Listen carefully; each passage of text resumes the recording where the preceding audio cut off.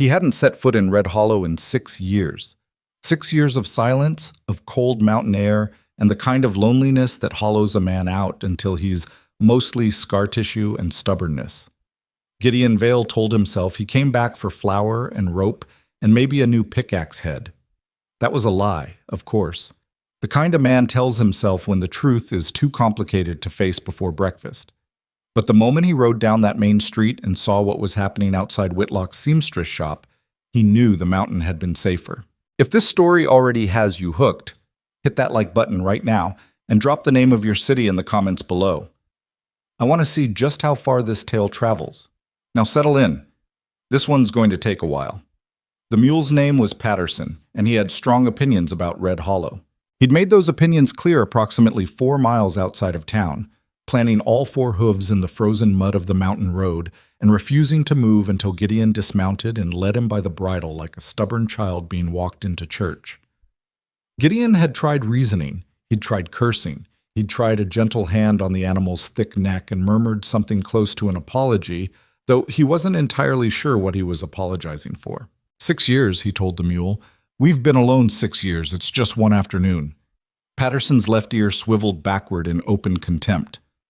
Fine, Gideon said. We both hate it. Now move. The animal eventually relented, not because Gideon had persuaded him, but because the wind shifted and carried the smell of grain from the direction of town. Gideon understood. Hunger moved men and mules alike when principle ran out. They came down through the pine brake around mid-morning, the sun a flat, useless disk behind a ceiling of gray cloud that had been threatening snow for 3 days without following through. The mountains behind them were already white to the tree line, and the valley below sat in that peculiar stillness that comes just before winter, locks everything down for good. Red Hollow looked the same as Gideon remembered it. Same false-fronted buildings along a main street rutted with wagon tracks, same church steeple needling up past the rooftops, same general arrangement of wooden structures trying to look permanent in a place that didn't particularly want them there. But the place felt different.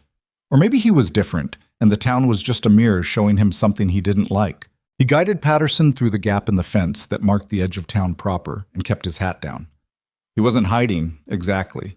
He simply didn't see any reason to invite attention. His face had a way of attracting it. The scar that ran from his left temple down across his cheekbone was the kind of thing people tried not to stare at and mostly failed. He'd gotten used to the almost staring. It was the pity underneath it that still chafed. The town had grown some. There was a new assay office he didn't recognize, and a building that looked like it might be trying to become a hotel. A woman in a red coat stood outside the mercantile, arms crossed, speaking at volume to someone Gideon couldn't see. 2 men loading a wagon across the street had stopped loading to watch whatever was happening in front of Whitlock's Seamstress. Gideon hadn't intended to look. He'd intended to get to the dry goods store, buy what he needed, and be back in the mountains before dark. He'd written a list on brown paper and folded it into his breast pocket and kept his eyes on that goal with the single-mindedness of a man who knows what happens when he allows himself to get distracted. He looked anyway. Clara Whitlock was standing on the step outside her shop with her arms full of fabric, 3 bolts of pale winter wool that were clearly too heavy for one person, and that she was managing through some combination of stubbornness and physical determination, her chin clamped over the top of the stack to keep it from toppling. She was maybe 23, 24, slight in the way of someone who doesn't eat enough, with dark hair coming loose from its pins and a smear of chalk on her left cheek that she obviously didn't know was there. Standing in front of her, blocking the step entirely, was Veronica Hale. Gideon knew Veronica Hale the way everyone in 50 miles of Red Hollow knew her, by reputation and by the particular quality of silence that followed her name in conversation.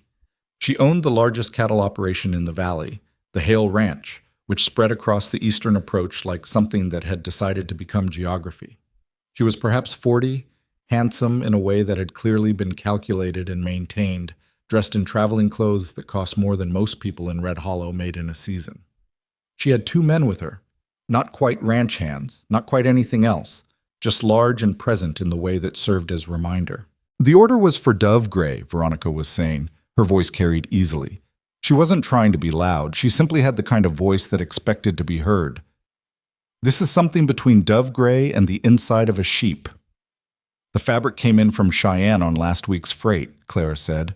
Her voice was steady in the way that required effort to keep steady. It's the closest match I could source in time for your... I know where fabric comes from, Miss Whitlock. I'm asking whether you're capable of filling a simple order to specification. Veronica tilted her head slightly. Because if you're not, there are establishments in Laramie who are. I can remake the trim in a darker shade to compensate. I didn't ask for compensation, I asked for dove gray. Veronica glanced at the bolts of wool Clara was struggling to hold. You look like you're about to fall over. Is this a bad time? Am I interrupting your circus act? The two women behind Veronica laughed. They were townswomen, wives of someone important, dressed in Veronica's reflected light and glad to be there. Clara's jaw tightened. It's not a bad time, she said. Good. Then explain to me why a woman who has been doing this work for how many years cannot read a sample card. 4 years. 4 years and she still can't match a color. Veronica turned to address the general air, the two women, the two large men, anyone who happened to be in the street. I want you to know that I've brought this woman 3 orders this season out of loyalty to her late father, bless him. This is how I'm thanked. Gideon had stopped Patterson without deciding to. He was watching from horseback, maybe 30 feet away, which was close enough to hear everything and far enough that no one had noticed him yet. He told himself this wasn't his business. He told himself he was going to the dry goods store. He told himself a lot of things in a very short span of time, and none of them moved his feet in the right direction. What moved him was the look on Clara's face. Not humiliation. He'd expected humiliation and braced himself against it. What he saw was something older than that. The look of someone who has been standing on this step, or one just like it for so long that they've stopped expecting anything different. A flatness behind the eyes that had nothing to do with weakness and everything to do with exhaustion. She wasn't about to cry. She wasn't about to break. She was simply enduring, the way a fence post endures wind, by having given up trying to stand straight and settling for not falling down entirely.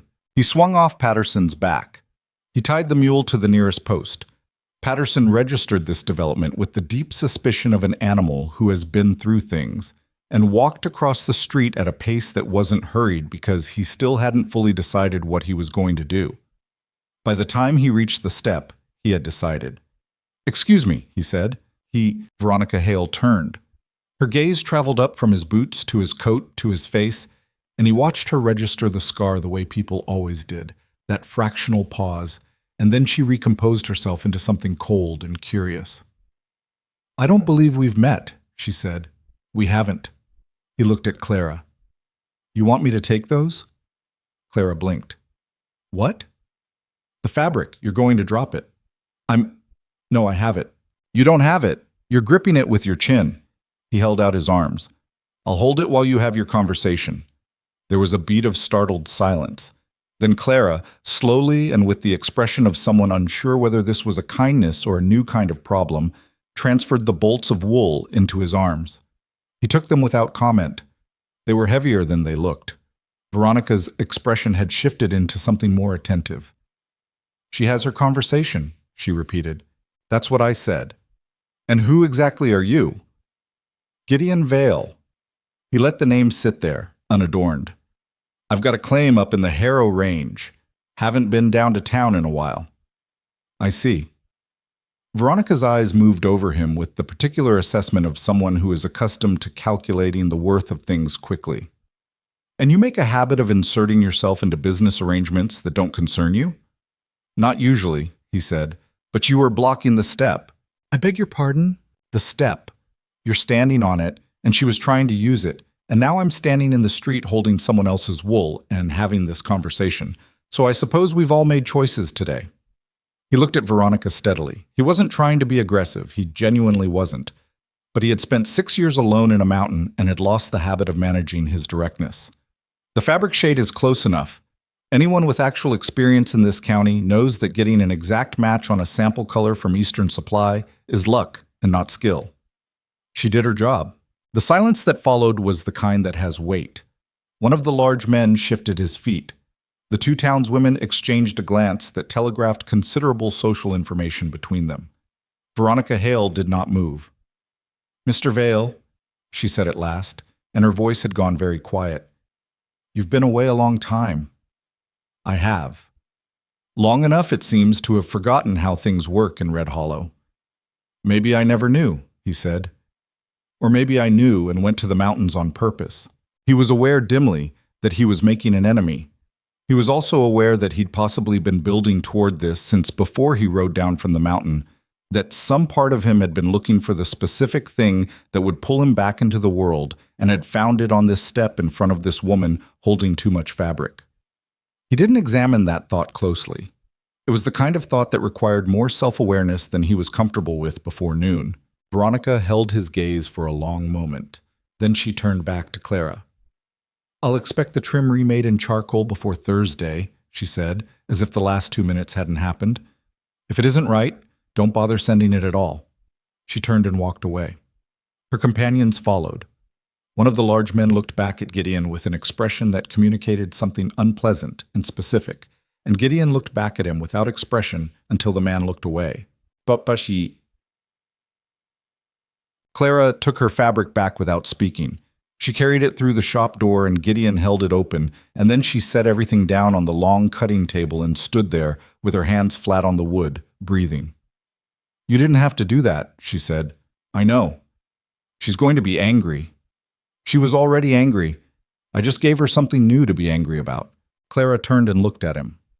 Up close, she had sharp brown eyes, and the kind of face that would have been described as plain by people who weren't paying attention. She was paying attention to him, too, to the scar, which she registered and then moved past in a way that was neither polished nor forced, just matter of fact. "I'm Clara Whitlock," she said. "Gideon Vale."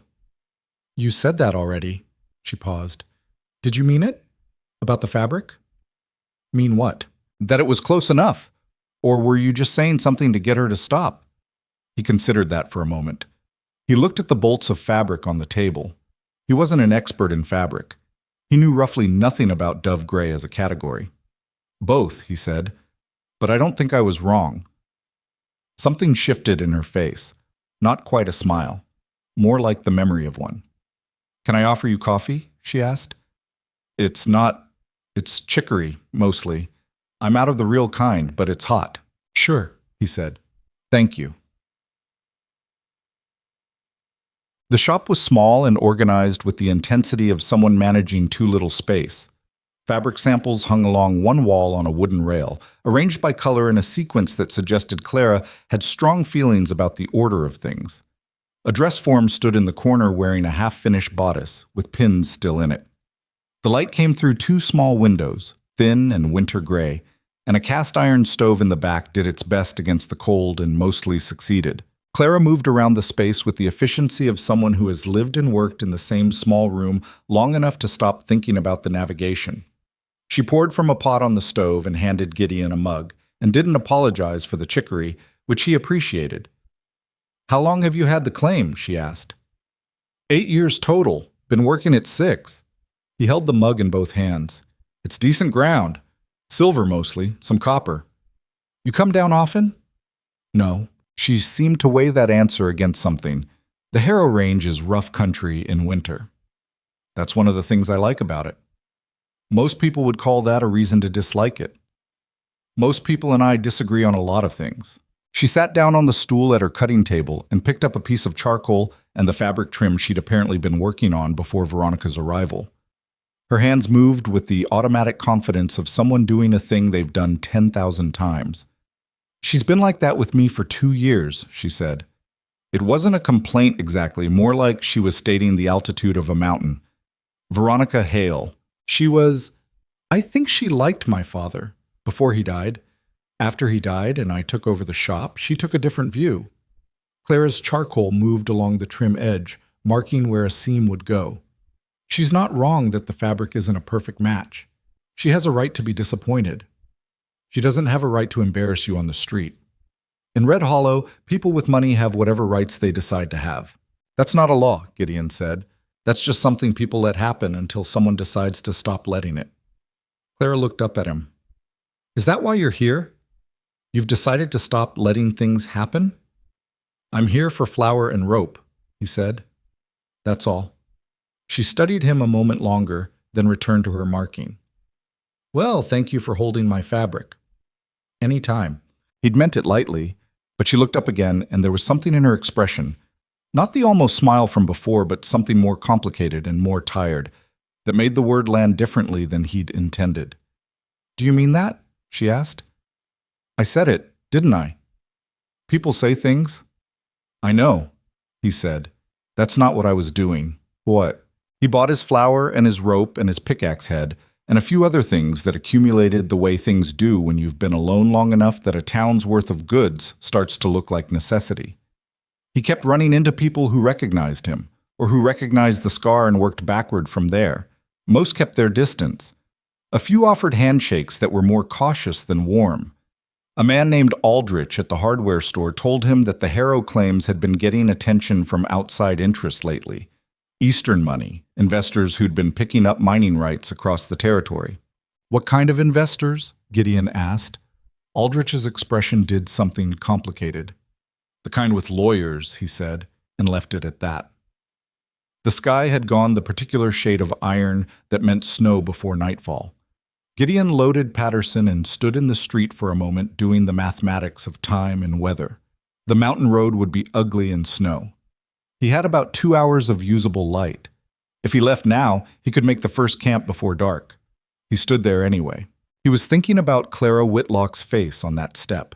He was thinking about the look that came before humiliation, the one that was older and heavier and harder to look at directly. He was thinking about what Aldrich had said about investors with lawyers, and he was thinking about the fact that he'd come down from the mountain, which he did not do lightly, and had done the one thing he'd specifically told himself not to do, which was to become involved in someone else's trouble. The snow started, just a few flakes at first, testing the air, the way snow does in this part of the country, as if checking whether the valley deserves the full treatment. Patterson turned his head and regarded Gideon with an expression that communicated a preference for being somewhere that wasn't the middle of a street in a town neither of them wanted to be in. "I know," Gideon told him. He looked once more toward the seamstress shop. The light was still on behind the small windows, warm and yellow against the darkening afternoon. He thought about a woman marking charcoal lines on fabric trim by herself, trying to fix something that hadn't been her fault to begin with, because the alternative was losing a customer she couldn't afford to lose, and doing it in a shop that smelled like chicory coffee and careful arrangement, and supporting a sick mother on the income of a small-town seamstress who the most powerful woman in the valley had decided to make small. He turned Patterson toward the north road. He made it 3 blocks before he stopped again.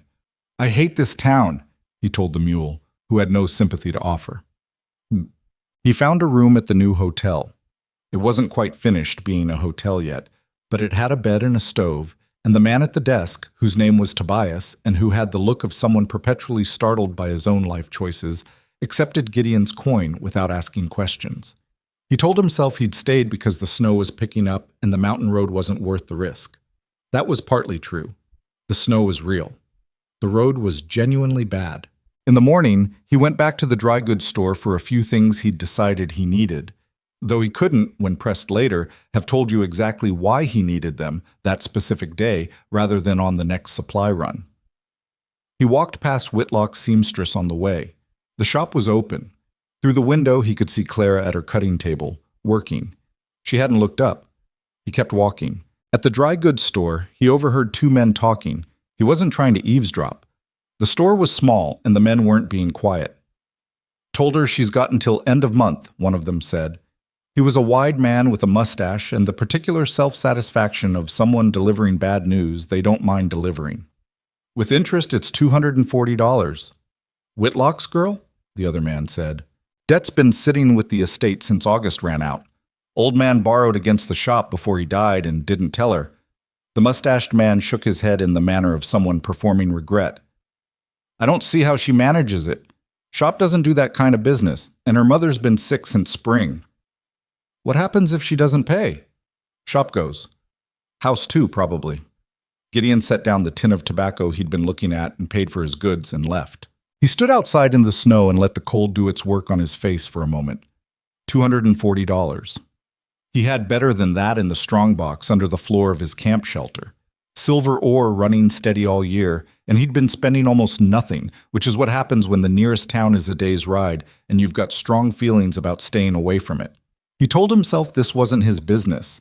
He told himself he'd known this woman for less than a day.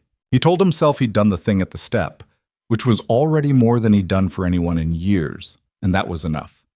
He walked back to the seamstress shop and knocked on the door. Clara opened it with a pin between her teeth and a bolt of fabric under one arm. She looked at him with an expression that suggested she wasn't particularly surprised to see him and wasn't particularly sure how she felt about that. "Flour?" she said around the pin. "No," he said. "I wanted to ask you something." She pulled the pin from between her teeth and held the door open wider. "Coffee's not ready yet." "That's all right." He stepped inside. The shop smelled the same, fabric and chalk and the faint metallic warmth of the stove. "I heard something in the dry goods store about your father's debt." The change in her face was immediate and controlled. She set the fabric down on the table and kept her hands flat on it, the way she'd done yesterday, like the wood was something solid to hold on to. "You shouldn't have heard that," she said. "I know, but I did." "Then you know it's not your concern." "I know that's what you're going to say." He kept his voice level. "I'm not sure I agree with you." She looked at him for a long moment. Outside, the snow was steady now, whitening the roof lines across the street. Someone's horse went by at a walk, sending up small puffs of white from the road. "Why?" she asked at last. Not angry, not soft, just direct, in the way of someone who has run out of energy for anything but the actual question. "Why what? Why does it matter to you? You came down for flour and rope, you've bought your supplies, there's nothing that connects you to any of this." He was quiet for a moment. Through the window, a thin gray finch landed on the sill, looked in, and departed with the efficiency of something that has a better idea of where to be. "I'm not entirely sure," he said, which was honest. "But I've been alone a long time, and I've gotten good at knowing when something's wrong, and what's happening to you is wrong." He paused. "The debt. Veronica Hale. Your mother being sick. All of it." "All of it's been wrong for a while," Clara said. "That's not new information." "I know, but I'm standing in your shop, so I'm the new part." She held his gaze. He was becoming familiar with the way she looked at things, steadily, without flinching, taking the full measure before deciding what she thought. It was the gaze of someone who had been misread enough times to have developed strong habits of seeing clearly. "The debt collector is coming back in 3 weeks," she said at last. "I've got $42 put by. The rest—" She shook her head. "I'm taking in every order I can. I don't sleep much. It won't be enough." "No," he agreed. "It won't." "So what are you suggesting?" He hadn't entirely figured that out yet. He knew some things. He knew the amount. He knew he had it. He knew there were 100 reasons why handing a woman he'd just met a significant sum of money was a complicated and possibly insulting thing to do. He knew his name on her father's debt wouldn't carry the same legal weight as— He stopped himself on the edge of a thought that had been forming somewhere below his active attention and looked at it directly for the first time and found it was more serious than he'd realized. "I'm not sure yet," he said, "but I'm not going back up the mountain today. Let me think on it." Clara tilted her head. "You'd stay another day for someone you met yesterday?" "Looks like it." "Why?" "I told you. I'm not entirely sure." "That's not a satisfying answer." "No," he agreed. "It's not." He picked up his hat from where he'd set it on the corner of her cutting table. "I'll come back this afternoon. If you don't want me to, put something in the window." "What something?" He thought about it. "Anything red," he said. "You're a seamstress. You've got red." He left before she could tell him again that this wasn't his business. Red Hollow looked different in snow. The hard edges of its ambitions, the false fronts on the buildings, the mud and commerce of its main street, softened under the white into something that could almost be called gentle. Gideon walked through it with his hands in his pockets and his hat pulled against the flurries, and thought about the Harrow claim and silver and money and what a man's obligations were when he happened to be standing in the right or wrong place. He'd bought the Harrow claim 8 years ago with money he'd saved over a decade of drifting work, mine labor and cattle runs, and one disastrous season as a freight driver that had ended with a toppled wagon, 3 broken ribs, and the scar on his face, which had nothing to do with the wagon and everything to do with the man he'd been arguing with before it. He'd found silver in the harrow ground in the second year and had been careful with it in the way of someone who knows that luck doesn't repeat itself if you treat it carelessly. He had savings. He had a strong box and a small leather notebook with figures in it that added up to something real. What he did not have was anyone to spend it on, or a reason to care particularly about its accumulation. He'd known, in an abstract way, that this was a problem. You could not live alone in a mountain for 6 years and be entirely unaware that something had gone sideways in the story of your life. But knowing a thing and knowing what to do about it were different countries, and the road between them was longer than it looked. He stopped in front of the sheriff's office without intending to. The building had a new sign, Sheriff Amos Parrish, and through the window he could see a fire going and someone sitting at a desk. He went in. The sheriff was a lean man in his 50s, with the look of someone who had been a lawman long enough to have given up being surprised by people. He stood when Gideon came in, which was courtesy, and looked at the scar with the practiced professional neutrality of someone who'd seen worse and cataloged it. "Help you?" the sheriff said. "Gideon Vale. I've got the Harrow claims, North Range." "I know the name." Parrish sat back down and gestured at the chair across the desk. "You've been up there a while." 6 years. Gideon sat. "I heard something at the dry goods store this morning about investors buying up mining rights, Eastern money." Parrish's expression did something careful. "Heard that too." "What do you know about it?" "I know that 3 claims in the North Range changed hands in the last year. 2 of the sellers say they didn't exactly want to sell." He paused. "I also know that my jurisdiction gets complicated real fast when there are lawyers involved." "Whose lawyers?" Parrish looked at him for a moment. "That's a question a man asks when he's thinking about trouble," he said. "You planning trouble, Mr. Vale?" "I'm planning to go back up the mountain and work my claim," Gideon said. "I'd just like to do it knowing what's around it." The sheriff seemed to weigh that. He reached into his desk and produced a folded document, smoothed it on the desk surface, and turned it so Gideon could read it. It was a filed claim notice, a competing survey of a parcel in the North Range. The name on the filing was a company, Holloway Land and Mining Company, registered in Cheyenne. Gideon looked at it for a long time.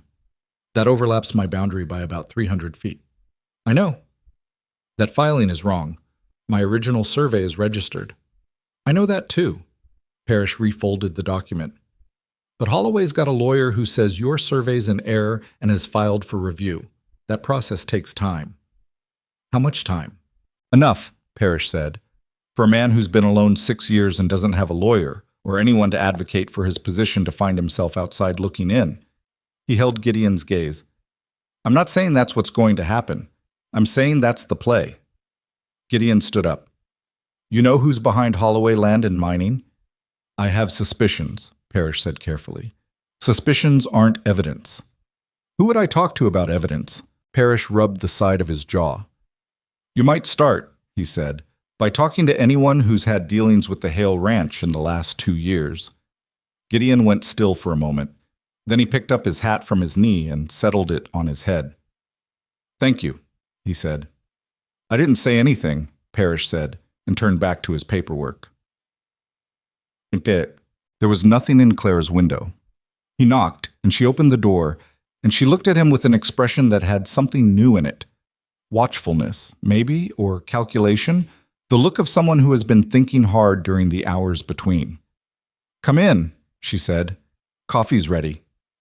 He came in and took the mug and stood at the window while she sat at her table. The snow outside was steady and serious now, the kind that wasn't going to stop before morning. "You found out something," she said. It wasn't a question. "A couple things. About Veronica Hale." He looked at her. "You knew?" "I suspected." Clara wrapped both hands around her own mug and stared into it. "My father's debt didn't come from nowhere. He borrowed from a man named Dowell. Dowell works for the land syndicate that's been buying up North Range claims." She paused. "I didn't know there was a connection to Hale until about 6 months ago. I still don't know how to prove it." "Your father borrowed from Dowell before he died," Gideon said slowly. "And Dowell's tied to the syndicate. And the syndicate is buying claims in the North Range, which is where my ground is. And Veronica Hale," Clara said, "has been trying to get you off your claim without you knowing it." They looked at each other. You knew all of this, Gideon said. I knew parts of it. I had nowhere to take them. She met his gaze steadily. I'm a seamstress with $42 and a sick mother. Nobody in this town is going to take my suspicions about Veronica Hale seriously. And even if they did, she stopped. It doesn't matter. I can't even save my shop. Gideon set his mug down on the window ledge. He looked out at the snow covering the town, whitening its rough edges, making it look, briefly, like the kind of place worth staying in. He thought about the figures in his leather notebook. He thought about the Holloway filing and what Parrish had said about time and lawyers. He thought about Clara's father borrowing money from a man who worked for people who wanted Gideon's land, and a woman alone trying to hold a shop together while that same system pressed on her from both sides. And the look on her face on that step the day before when she'd stopped expecting things to get better. He thought about 6 years alone in a mountain and a mule named Patterson who had been right, as it turned out, about the town. He thought about the fact that he'd come down for flour and rope and was still here. I have a proposition, he said. His voice came out steadier than he expected. And I need you to hear it all the way through before you say anything. Clara set her mug down too. All right, she said. Outside the snow fell, and Red Hollow got quiet in the way that towns get quiet before something changes. Gideon Vale turned from the window and began to talk.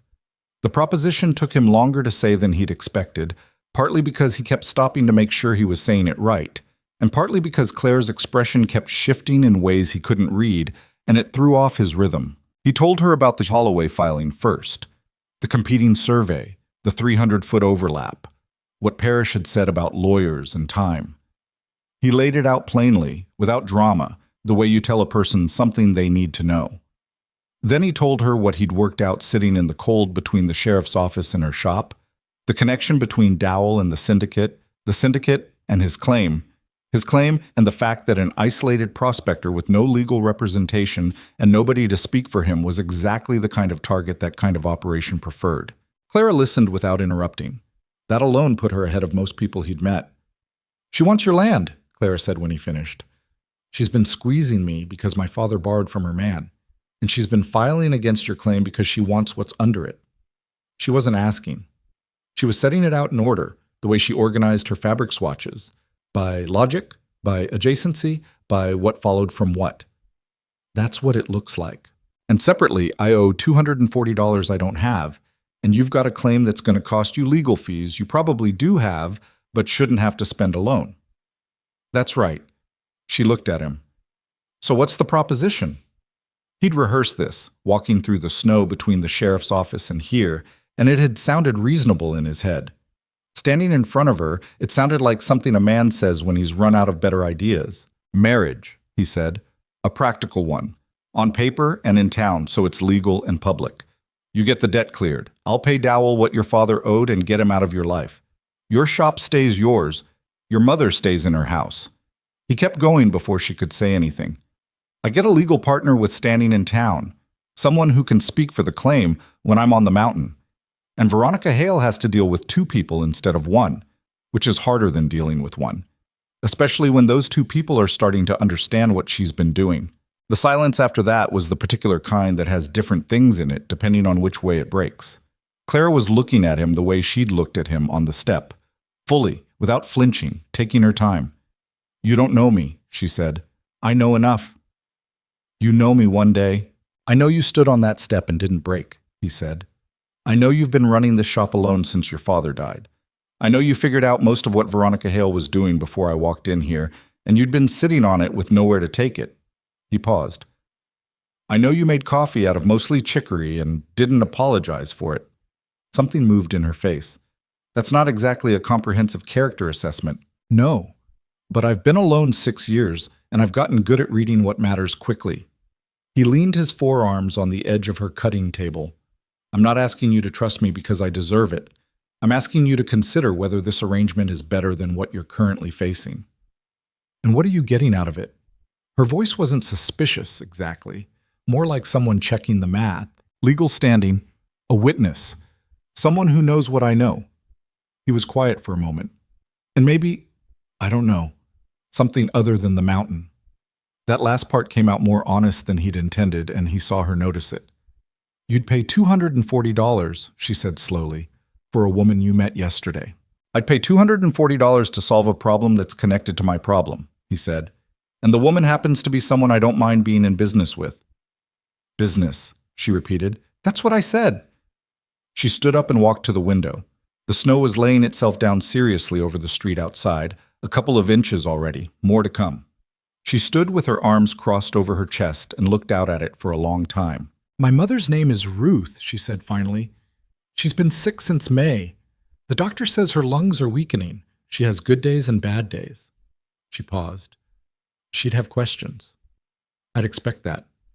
She'd probably have a lot of them. I can answer questions. She'd want to know why. Clara turned from the window. I'd want to know why, too. The real reason, not the practical reason. He thought about that. He thought about the mountain in 6 years and Patterson standing stubbornly in the road because somewhere in his animal brain he knew that going back to town meant going back to the world, and the world had teeth. He thought about the look on Clara's face on that step. He thought about the fact that he'd known, the moment he saw it, that he was going to stay. Because I've spent 6 years being careful not to care about anything I couldn't pack on a mule, he said. And then I rode down for flour and rope, and you were standing on that step, and... He stopped. And it turns out I'm not as done with people as I thought I was. Clara looked at him for a long time. The arrangement would be honest, she said. It wasn't quite a question. Completely. No pretending between us. We know what this is. Yes. But to the town, to Dowell, to Veronica Hale, it's real. It's legally real either way, he said. What we make of it after that is our own business. She uncrossed her arms. She picked up her piece of charcoal from the table and turned it in her fingers, once, twice, the way someone does when they're thinking with their hands. I need to talk to my mother, she said. That's fair. And I need to see the Holloway filing myself. I want to understand what we're actually dealing with. I'll get you a copy. And if I say yes, she stopped. If I say yes, I want it clear that the shop is mine. The debt goes away, but the shop is mine. My name on it. My decisions. Always was, he said. Always should be. She nodded once, slowly, the way someone nods when they're closing a door on one version of their life and not entirely sure what's on the other side. Come back tomorrow morning, she said. I'll have an answer. Ruth Whitlock was smaller than Gideon expected and sharper than he was prepared for. She was propped against pillows in the back room of the house behind the shop, a quilt pulled to her waist, and a book face down on the bedside table that she'd clearly just set down. She had Clara's eyes, same direct dark brown, same habit of looking at a thing completely before deciding what she thought, and the fine-boned structure of someone who'd been slender her whole life and was getting more so as her health took things from her that she couldn't get back. She looked at Gideon Vale for a long moment when Clara introduced him. You're the man who held Clara's fabric, Ruth said. Yes, ma'am. She told me. Ruth's voice was thin but precise, like a wire stretched tight. Sit down, Mr. Vale. You're very tall, and I don't like craning. He sat. Clara stood near the door, which he understood. This was her mother's interview to conduct. Clara tells me you've proposed a marriage, Ruth said.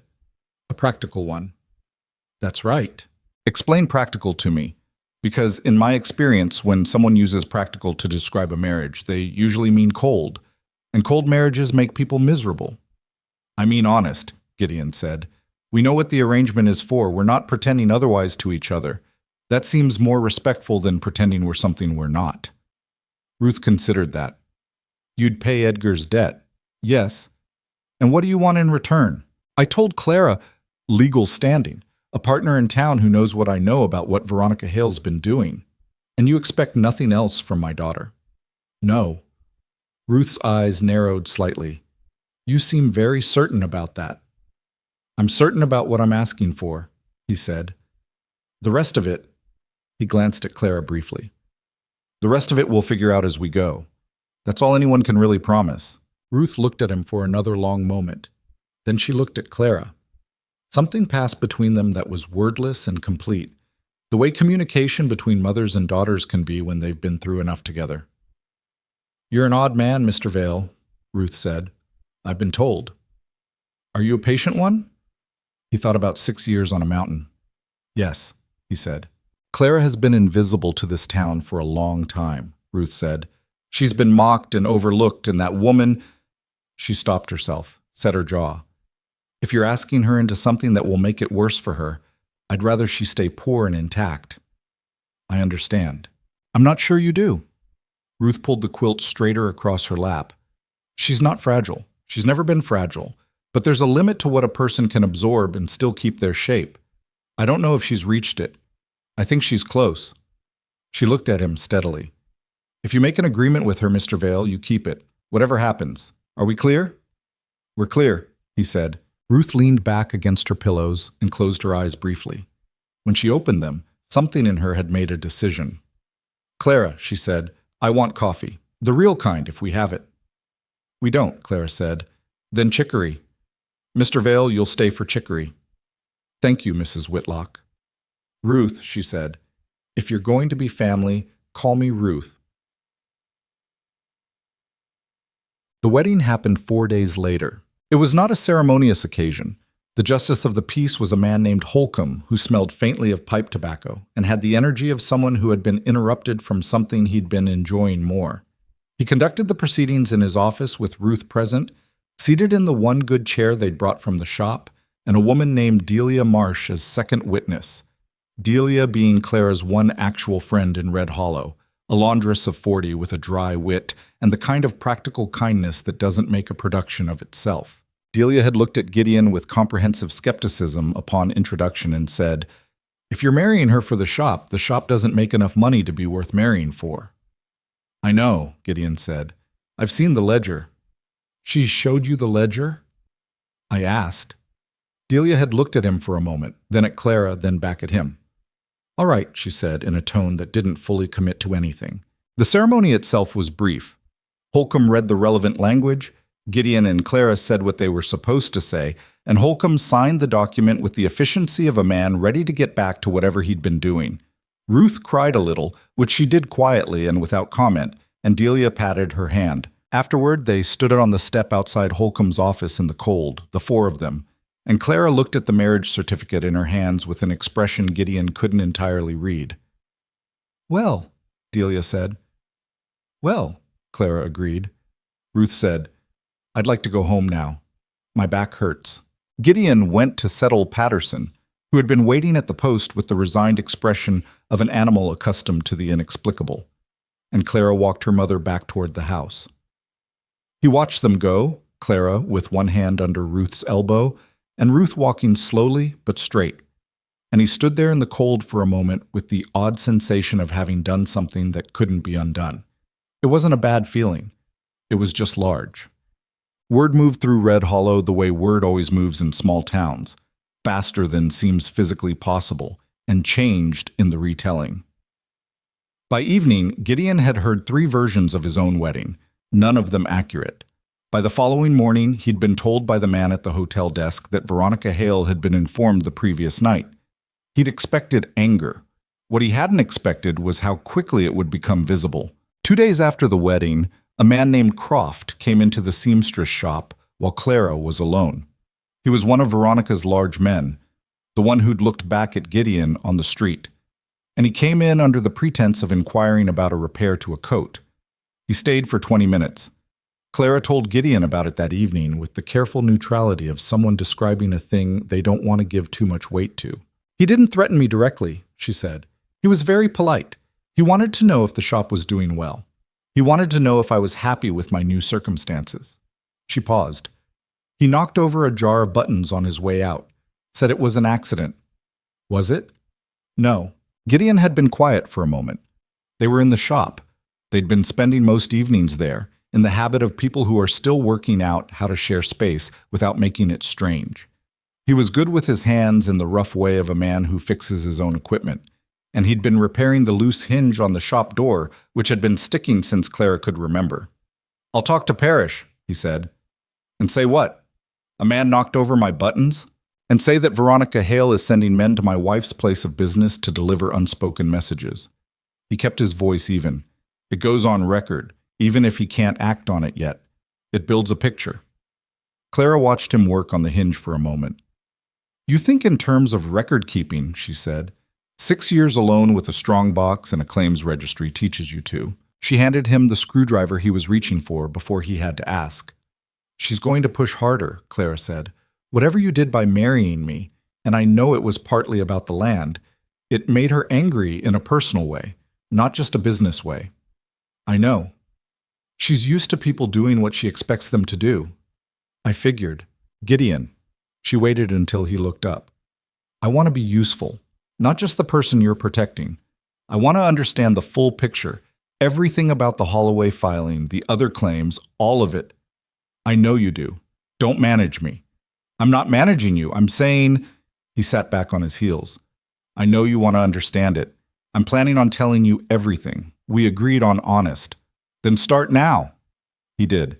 They sat on the floor of the shop, which was not comfortable, but the chairs were occupied by fabric and neither of them thought to move it. And he spread out the copy of the Holloway filing and his original survey documentation and what he'd written down from his conversation with Parrish, and he went through all of it. Clara had a sharper head for the legal language than he'd expected. She read slowly and flagged the parts that didn't sit right with a piece of chalk on the paper itself, underlining, questioning.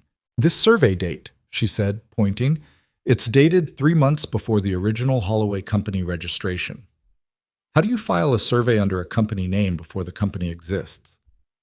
Gideon looked at where she was pointing. He hadn't caught that. You're right, he said. That's fraudulent. Possibly. He looked at it.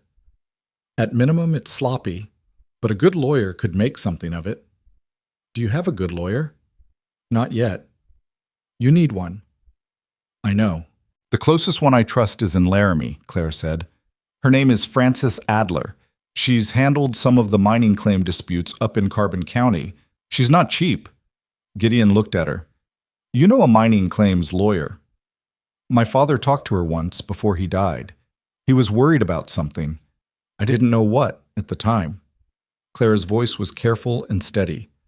I think he'd started to figure out what Dowell was really connected to. He died before he could do anything about it. The room was quiet. Outside, the wind had picked up. A serious winter wind that found the gaps in the shop's siding and made itself known. Clara, Gideon said. I know, she said. I've been sitting on that for 6 months. That's not... I wasn't going to say anything about that. I know what you were going to say. She smoothed the corner of the Holloway filing with her thumb. You were going to say that it makes this bigger than we thought. Does it change anything for you about our arrangement? She looked at him. The lamp between them put warm light on the side of her face and shadow on the other, and she had the expression of someone who has been deciding a thing for a while and has finally gotten to the last step of the decision. No, she said. It doesn't. He nodded. Write to Frances Adler, he said. Tell her what we have. Tell her we need someone who can come to Red Hollow. Clara reached for her pen. She didn't hesitate. 3 weeks after the wedding, Dowell came for the debt payment. He arrived at the shop on a Tuesday morning, which was consistent with his announced schedule, and he was accompanied by a younger man who carried a ledger and the energy of someone who enjoyed the authority of paperwork. Dowell himself was mid-50s, paunchy, with a manner of professional friendliness that had the wrong temperature, the warmth without the warmth behind it. He stopped when he saw Gideon standing in the shop. Mrs. Whitlock, he said, adjusting to Clara. I wasn't aware your circumstances had changed. Mr. Dowell, Clara said. She was behind her cutting table, which Gideon had noticed was her default position when she needed something solid between herself and a conversation. This is my husband. He'll be present for our transaction. Dowell looked at Gideon with the expression of a man recalculating. Vale, he said. Dowell, Gideon said. Didn't know you two were acquainted. We're married, Gideon said. That's a level past acquainted. Dowell's smile stayed in place with the persistence of something applied rather than felt. Of course. Congratulations. He opened his ledger to the relevant page with the comfort of a man who believes the numbers in front of him are his best argument.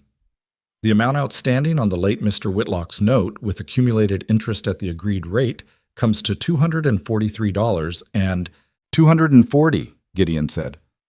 I beg your pardon? The principal plus the agreed interest rate, per the original note language, comes to $240. The additional $3 represents an interest calculation applied after the cure period, which you began running before you provided written notice to the estate, which is a problem under territorial lending statute. He kept his voice conversational. Frances Adler in Laramie explained that to us. She was quite clear about it. Dowell's smile didn't disappear. It just changed temperature further. "You've retained counsel," he said. We've consulted counsel. We haven't decided what else to retain her for yet." Gideon reached into his coat and produced an envelope. $240, full satisfaction of the note. "My wife has a receipt prepared for your signature." Clara set the receipt on the cutting table and turned it toward Dowell with the careful precision of someone who has prepared a thing they want done correctly. Dowell stood very still for a moment. The younger man with the ledger looked at the floor. Outside, someone's horse went by in the street, hooves muffled by the packed snow. "Of course," Dowell said at last. He took the pen Clara offered and signed the receipt with the deliberate slowness of a man performing composure. He took the envelope. He straightened his coat. "I hope," he said in a tone that was careful and specific, "that this resolves things between us." "It resolves the debt," Gideon said. "Whether it resolves things depends on what happens next." Dowell looked at him. The professional friendliness was gone now, and what was underneath it was less defined. Not quite anger, not quite threat. Something that lived in the space between those things and waited. "Good day, Mr. Vale," he said. "Mrs. Vale." He left. The younger man followed. The door closed. Clara let out a breath that she'd been managing for the last 10 minutes. "You memorized the statute language," she said. "Frances Adler sent a letter." "You memorized the letter. I read it several times," he said. "It seemed important." Clara looked down at the signed receipt on the table. She picked it up and held it in both hands, turning it once. It was a single piece of paper and it weighed practically nothing, and it meant that the debt her father had left her without telling her about, the debt that had been hanging over the shop and the house, and her mother's care for the better part of a year, was gone. She set it back down carefully, as if it might change its mind. "He'll go straight to Veronica," she said. "I know. She'll know we have a lawyer. She'll know we're not just going to sit here." "Good," Gideon said. "Let her know." Clara looked up at him. "You want her to move faster."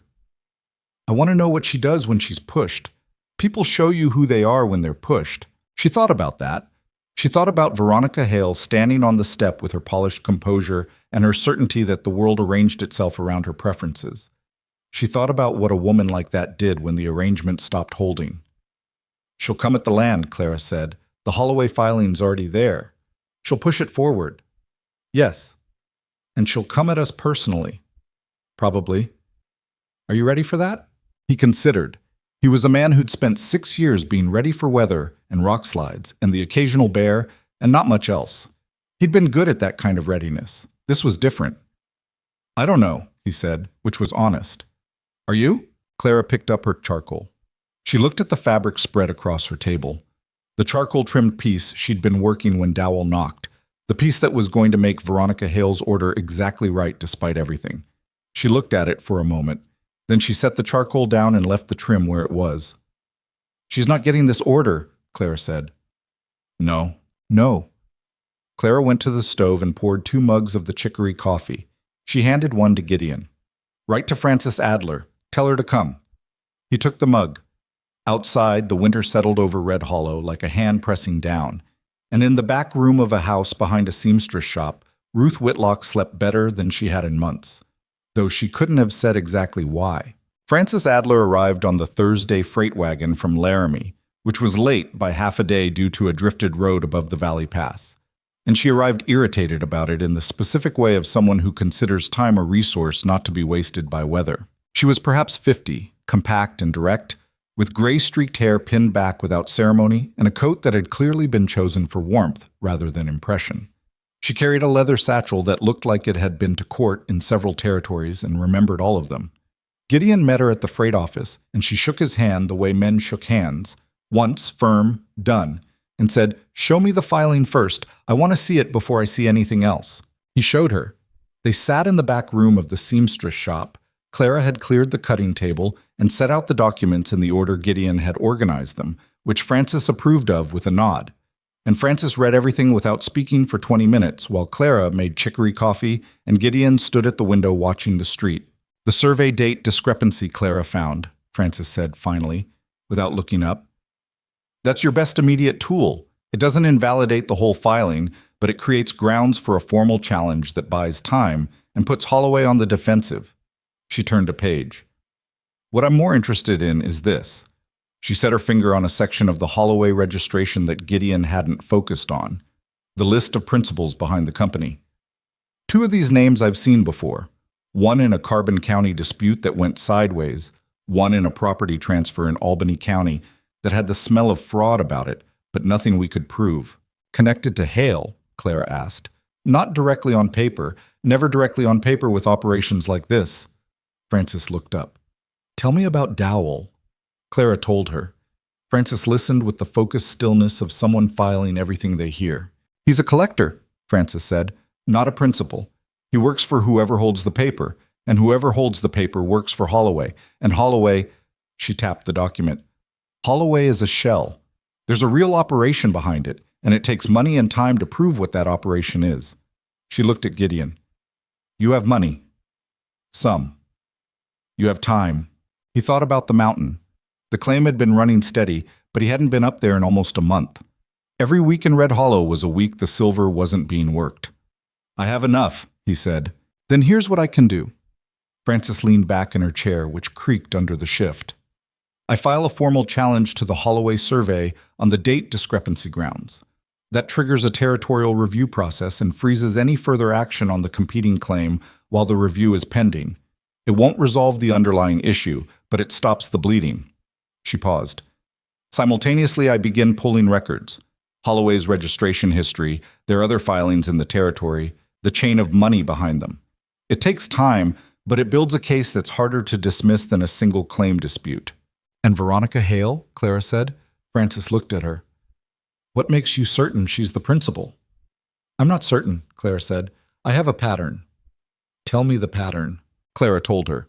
Dowell's connection to Hale Ranch, the timing of the debt collection against the Seamstress shop, the way Veronica had been working to isolate Gideon's claim from community support by discrediting him socially before the legal pressure arrived.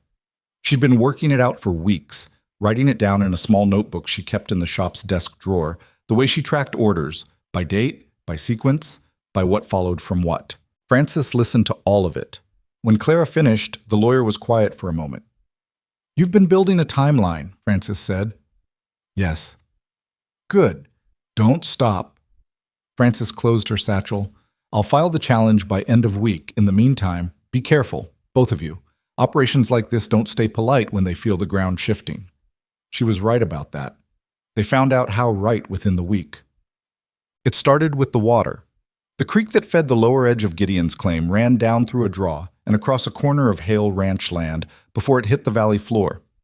It had always run that way. The original survey acknowledged the water rights, which were Gideon's under territorial law, because the source was on his ground. 3 days after Francis filed the formal challenge, the water slowed to a trickle. Gideon rode up to the claim on a gray Thursday morning and found his winter work camp dry. The holding barrel he used for processing ore was empty. The ground around the creek bed showed fresh disturbance. Dirt turned, rocks shifted, in the specific pattern of a deliberate blockage upstream. He followed the creek bed up into the draw and found where the water had been redirected with a berm of packed earth and stone. Crude work, but effective, cutting the flow into a secondary channel that ran toward Hale Ranch land. Someone had worked a full day building it. Maybe 2 men, maybe 3. He stood there in the cold for a long time looking at it. Then he went back down, saddled Patterson, and rode to Parrish's office. The sheriff listened without interrupting, which was something Gideon had come to appreciate about the man. That's destruction of a water right, Parrish said when he finished. I know what it is. I can ride up and look at it. I can document it. Beyond that, Parrish laced his fingers on the desk. I can't prove who built it without a witness. I know that too. Does your lawyer know? She will in an hour. Parrish looked at him steadily. Vale, I want to say something to you that's not official. Go ahead. What you're poking at, this Holloway business. the chain behind it. It's bigger than a water berm and a competing survey. He kept his voice level. I've been in this county 11 years. I've watched 3 men lose claims they should have kept. I watched a family get run off a homestead in '84 that I couldn't do a thing about because everything was legal on paper and wrong underneath. I'm telling you because I want you to understand that I'm not useless. I'm limited. Those are different things. He met Gideon's eyes. If you find something I can act on, actual evidence, documented and witnessed, bring it to me. I'll act on it. Gideon nodded. All right. And watch your back end. I've been doing that since I got to town. He left the office and found Clara waiting outside with her coat buttoned wrong, which meant she'd come quickly.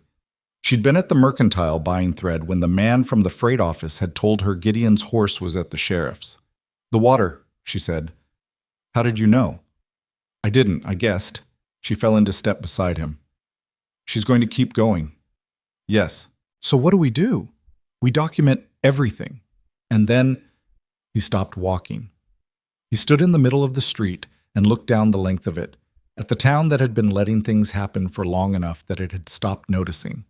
The mercantile, the assay office, the hotel that was still becoming a hotel, the seamstress shop with its small, warm windows, the people moving through the cold with their heads down against the wind, getting on with their separate lives. And then we figure out who else she's done this to, he said. It took Frances 2 weeks to pull the records, and what she found in them changed the shape of what they were dealing with. Holloway Land and Mining Company had filed 14 competing surveys across the territory in the past 4 years. 6 of those had resulted in the original claimant abandoning the property. 3 of them within a year of the first legal pressure. 2 had resulted in sales at below-market prices to holding companies that Frances traced back through 2 layers of intermediate registration to the same principles as Holloway. 1 had resulted in a fire. 1 in a death that had been ruled accidental. She laid it out for them on the cutting table on a Sunday evening, speaking in the flat professional voice of someone who has learned to put distance between herself and the things she reads. The fire was a livery stable in Carbon County, she said. The owner had been fighting a Holloway survey for 8 months. He settled 2 weeks after the fire, sold his claim for less than half its assessed value. The death? Clara asked. A prospector named Wills, found at the bottom of a ravine 3 miles from his claim. Winter of '83. The inquest said he'd been drinking. Had he? Gideon asked. According to everyone who knew him, no. He'd been sober 12 years. Frances looked up. I can't prove any of this is connected. The paper doesn't show it. But 14 surveys, 6 abandoned claims, a fire, a dead man, that's a pattern. Who holds the Holloway principles? Clara asked. A holding company registered in Chicago. The principles there are deeper. I'd need a federal investigation to get past the next layer, and federal interest requires a complaint with sufficient documented weight. How much weight? Gideon said. More than we currently have. Frances looked at him directly. But we're getting there. The problem was time. Frances's challenge had frozen the Holloway filing, but it hadn't frozen Veronica Hale's other tools, and she had more of them than they'd realized. The next one arrived in the form of a man named Clyde Reeves. Reeves was a county tax assessor. Technically a territorial appointee, practically a man who did what the people with money in the county preferred. He came to the shop on a Wednesday with a reassessment notice that more than doubled the property tax on both the Seamstress shop building and the house behind it, effective the following quarter. Clara read the notice twice.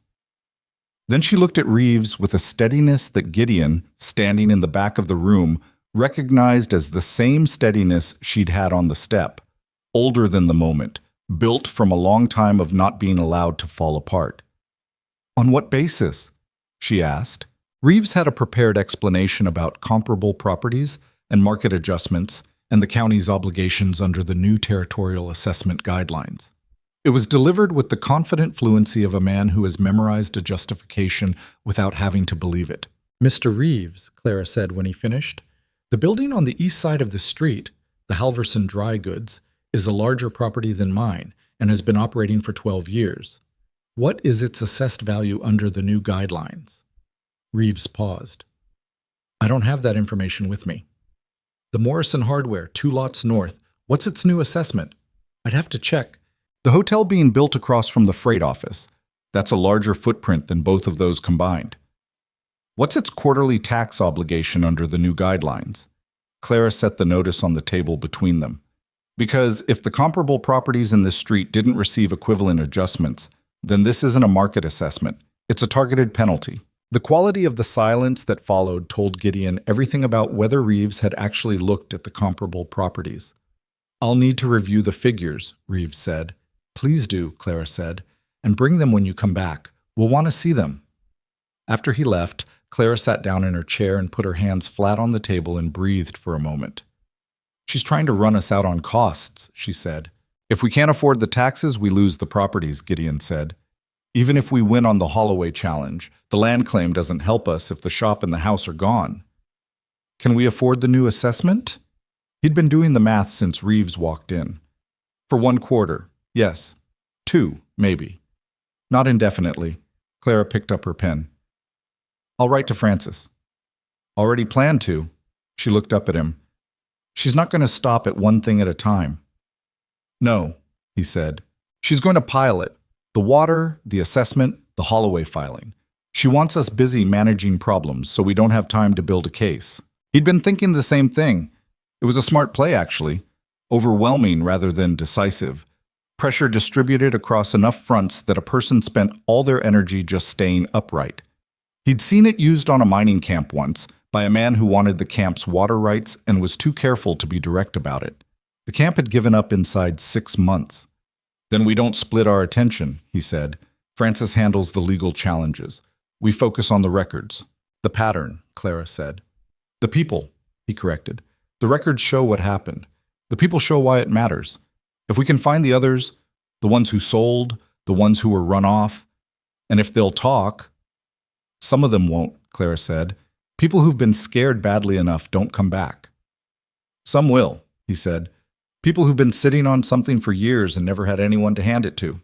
Clara was quiet for a moment, looking at the reassessment notice on the table. "The man who died," she said. "Wills. Does he have family?"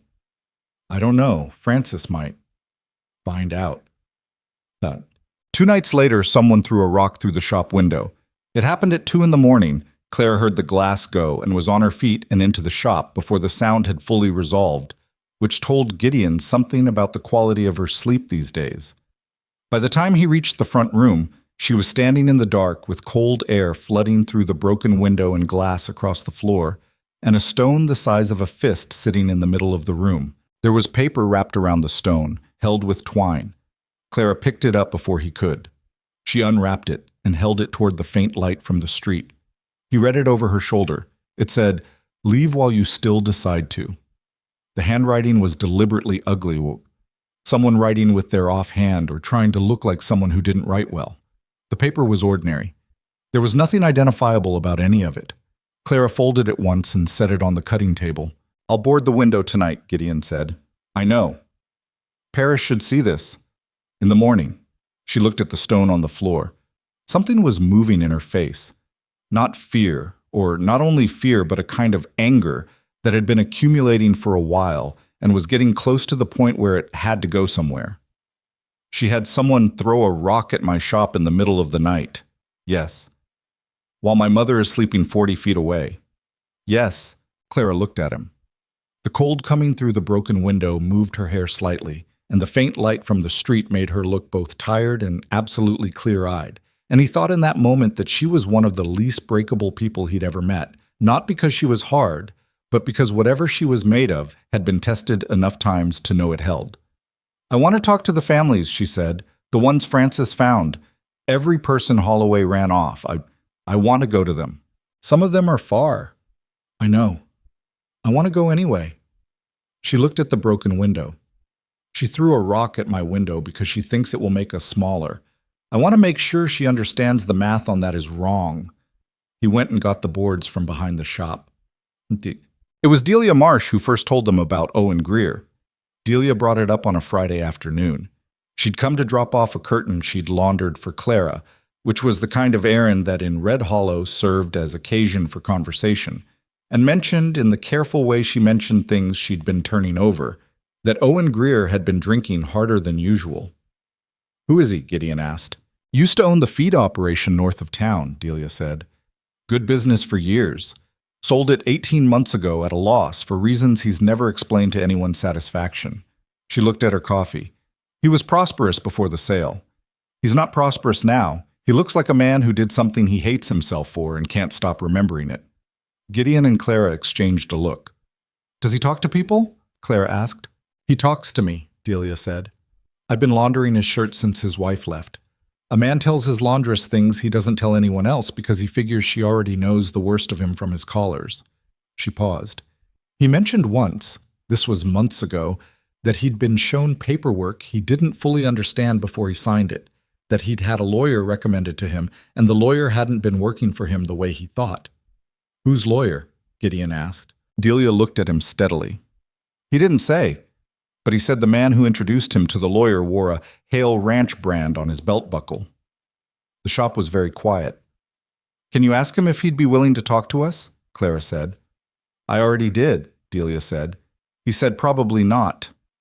And I told him about the rock through your window. She picked up her coffee. He said he'd think about it. Owen Greer came to the shop on a Tuesday. He was a big man, the kind of big that had been strength 20 years ago and was now just size, and he sat in the chair across from Clara's cutting table with his hat on his knee and the look of someone who has rehearsed leaving 3 times before finally staying. He talked for 2 hours. He talked about the competing survey that had appeared on his property 12 months before the sale, a survey he'd been told was probably nothing, that the lawyers would sort it, that fighting it would cost more than settling.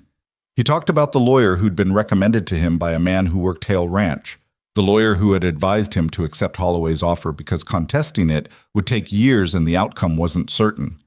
He talked about the morning he'd signed the papers and the way the Holloway representative had been too relaxed, too comfortable, like a man in a room he'd already furnished in his head. He talked about the price. 40 cents on the dollar for a business he'd built over 15 years. I knew it was wrong, he said. I knew it when I signed it. I was scared. He looked at his hat. I had debts and a mortgage, and they had a way of making everything feel like it was already decided, like fighting was just delaying the losing. Would you sign an affidavit? Gideon asked. About the lawyer, the process, the timeline. Greer was quiet for a long moment. What would that do? It goes to Francis Adler, Clara said, and possibly to federal investigators if we get enough of these. It's part of a pattern of documented fraud. She paused. You wouldn't be the only one. How many others? We're still finding out, she said. But you're not the first person who walked in here having spent months thinking they were alone in this. Greer looked at her. He had the expression of a man examining something he'd stopped letting himself want. She ruined me, he said quietly. Not just the business. I mean, she ruined what I thought I could do. He stopped. I thought I was someone who could build a thing. After I sold, I stopped thinking that. You can still build things, Clara said. Her voice was even and not gentle in a soft way, but in a real way, the way of someone who means what they're saying. But first this has to get pulled into the light. Greer put his hat on his knee and turned it in his hands once. Get me the papers, he said. I'll sign. After he left, Gideon stood at the window. Down the street, the hotel was closer to being a hotel than it had been a month ago. A wagon loaded with lumber was stopped in front of it. Life in Red Hollow was going on in all its ordinary ways, indifferent to the thing building in the Seamstress shop. There are more like him, Clara said from behind him. I know. They've been quiet because they thought quiet was the only option. It usually is, he said, until it isn't. Francis needs to know about Greer. I'll write tonight. Clara was already moving to her desk, already pulling paper, her handwriting fast and angular in the way it got when she was thinking hard. Gideon watched her for a moment, the chalk still on her cheek from the morning's work, a loose pin in her hair that had been loose since breakfast, the particular quality of focus she brought to everything she did, which was not graceful exactly, but was entirely real. He thought about the rock through the window.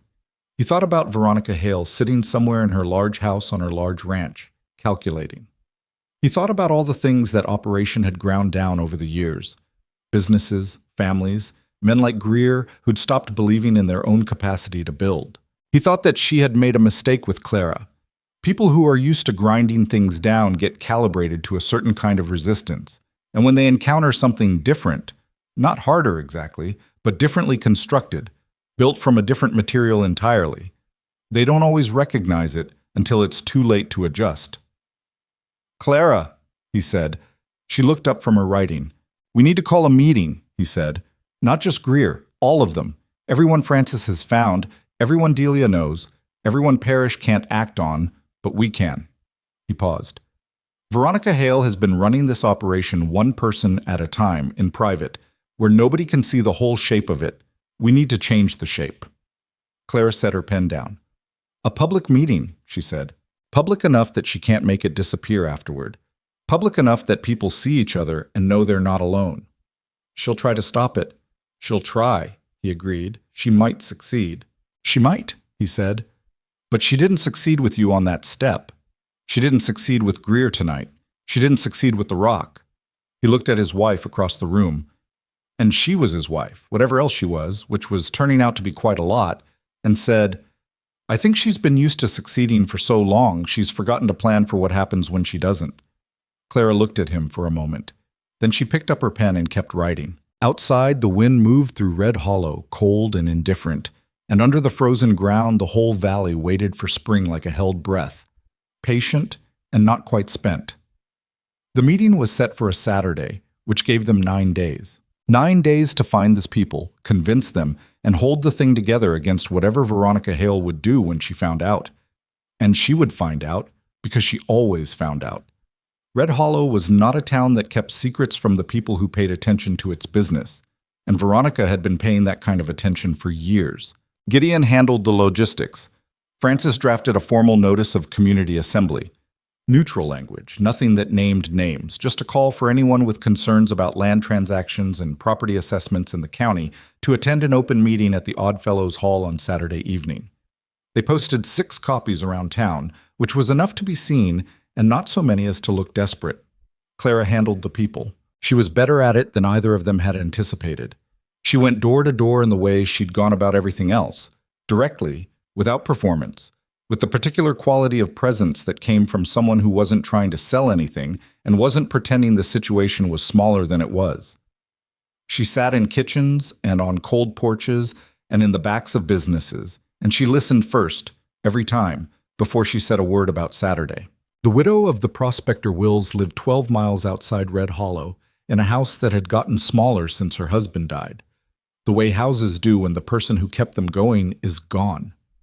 Her name was Margaret. She was 60, and she opened the door to Clara with the expression of someone who has learned to wait out strangers before deciding anything about them.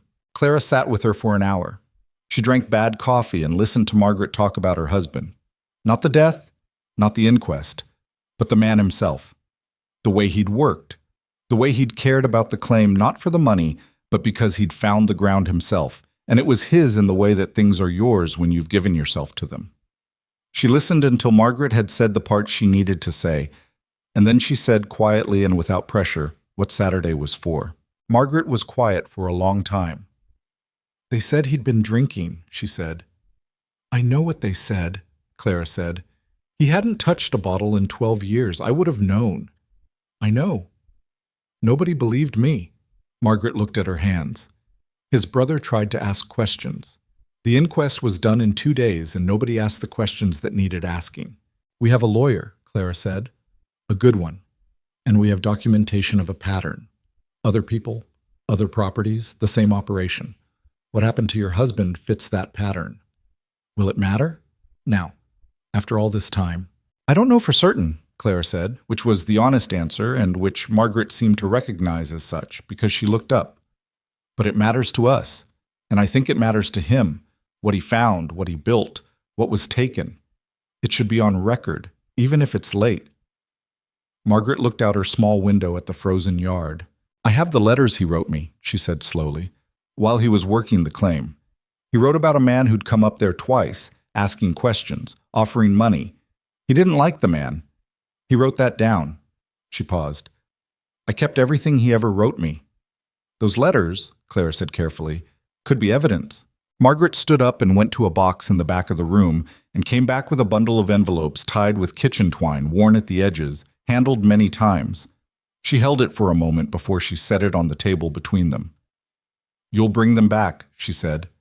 It wasn't a question. "I'll bring them back," Clara said. "You have my word." By Thursday, they had 11 people willing to attend, 6 willing to speak, and 3 willing to sign additional affidavits for Frances. It wasn't everyone Clara had approached. 4 had said no, not angrily, but with the flatness of people who had made their peace with loss and didn't trust that peace to survive being reopened. She didn't push them. She wrote their names in her notebook with a small mark beside each one and moved on. Gideon had been up to the claim twice during that week, working fast in the cold to keep the ore moving, sleeping in the rough camp shelter, and riding back before dawn. The water berm had been removed. Parrish had sent a deputy to document it, and the deputy's presence alone seemed to have motivated whoever had built it to undo their work. The creek ran again. The claim was intact, but he'd found fresh boot prints in the snow around the upper survey stakes, the deliberate boot prints of someone who wanted him to know they'd been there. He told Clara about the prints when he got back Thursday night, sitting at the small table in the back room where they'd taken to having their late meals after Ruth was asleep. Clara listened and then was quiet for a moment. "She's counting on you being scared," Clara said. "I know." "Are you?" He thought about it honestly. "Some," he said. "The kind that keeps you careful, not the kind that stops you." Clara nodded. She pushed a piece of bread toward him because he hadn't eaten enough, which was a thing she'd started doing without either of them remarking on it. "Frances sent a message today," she said. "She's heard from a contact in Cheyenne. There's a federal land office investigator who's been looking at Holloway-connected filings for 8 months. He hasn't had enough to open a formal inquiry. Frances thinks what we have from Greer and the others might be enough to change that." "How soon could he come?" "She doesn't know. It depends on what we produce Saturday." Gideon ate the bread. "How are you feeling about Saturday?" "Terrible," Clara said without hesitation. "Yeah. I've never spoken in front of a room of people in my life. I've spent the last several years being invisible to most of them." She looked at the table. "Some of those people mocked me. Some of them watched Veronica embarrass me on the street and didn't say anything." "You don't have to be the one who speaks," he said. "We can let Frances run it. Let the others—" "I have to be the one who speaks," Clara said. "That's exactly the point." She picked up her coffee, set it down without drinking. "If I stand in front of that room, it means something different than if a lawyer from Laramie does it. I'm from here. They know my face. They know my father." She paused. "They know what Veronica thinks of me. And I want them to see that it didn't work." He looked at her across the table. She had dark circles under her eyes and a healing cut on her right hand from where she'd caught it on the broken window frame the night of the rock, and her hair was doing the thing it did in the evenings when the pins had mostly given up.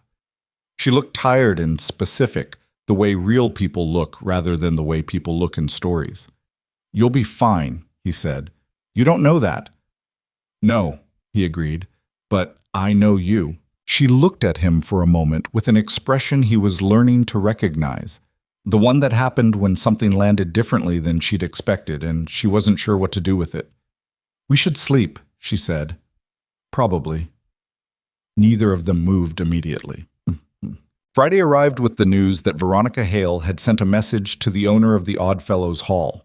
The owner's name was Bert Selman, a heavy-set man of 60 who'd run the hall for 20 years and had the quality of neutrality that came from having rented space to every faction in the county at one time or another. He came to the shop in the afternoon, hat in hand, looking uncomfortable in the way of a man who doesn't enjoy being caught between things. "She's offered to cover my operating costs for the quarter," he said, "if I decline the booking." Gideon looked at him. "And I'm here, aren't I?" Selman turned his hat in his hands. "I'm not telling you she offered. I'm telling you I'm not taking it." He paused. "My father built that hall. I'm not renting it out to fear." He seemed to find the words slightly more dramatic than he'd intended and followed them with a shrug. "The booking stands. Saturday evening, 7 o'clock. After he left, Clara said, "She's showing her hand." "She's scared," Gideon said. "Veronica Hale doesn't scare." "She doesn't show it," he said. "That's different. Schist." Saturday came cold and clear, the kind of winter evening when the sky went ink dark early and the stars were sharp and close, and the cold had a clean edge to it rather than the damp heaviness of the storm weeks. The Oddfellows Hall held perhaps 120 people when full. By 6:45, it had 60, which was more than Gideon had let himself expect, and by 7 it had 80, which meant people had been talking to each other in ways that went beyond the formal invitations. He recognized faces from the street and the dry goods store and the hardware.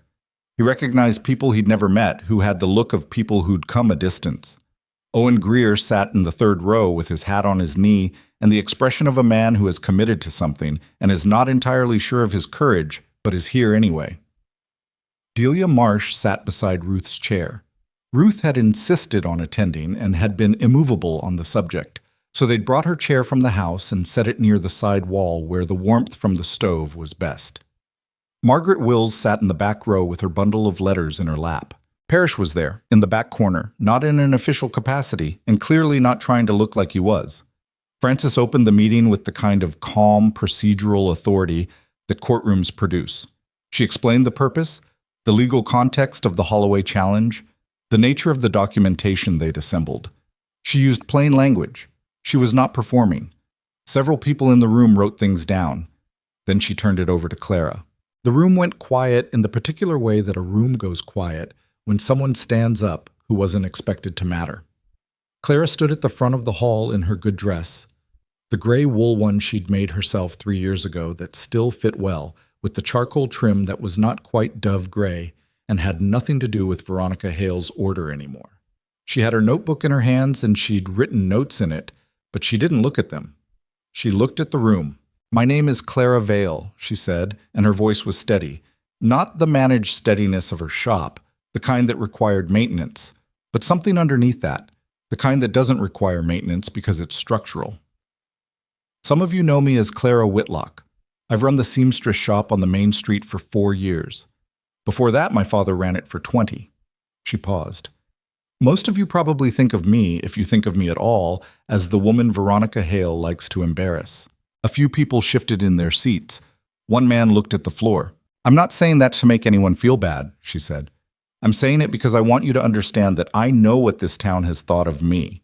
And I want you to see me standing here anyway, because the point of what I'm about to tell you is that what Veronica Hale thinks of you is not the same as what you are. She made me small in this town for years. It worked for a while. I let it work." She stopped. "I'm done letting it work." The room was very still. She told them the full shape of it, not just her own story, but the pattern Frances had uncovered, the 14 surveys, the 6 abandoned claims, the fire, the dead man. She named the Holloway Company and the mechanism by which it operated, the competing surveys, the recommended lawyers who worked against their clients, the debt leverage through men like Dowell. She spoke without accusation that outpaced her evidence. She spoke with the precision of someone who has spent weeks learning to separate what she knew from what she suspected, and who had the notes to show the difference. When she got to Owen Greer, she looked at him and said, "Owen has agreed to speak for himself if he's willing." Greer stood up. He took a breath.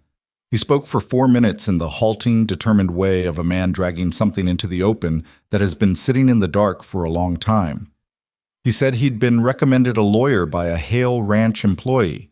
He said that lawyer had advised him to take a settlement he now understood to be fraudulent. He said the morning he signed the papers was the worst morning of his life, and he'd spent 18 months drinking to get farther away from it and hadn't gotten far enough. "I should have fought," he said.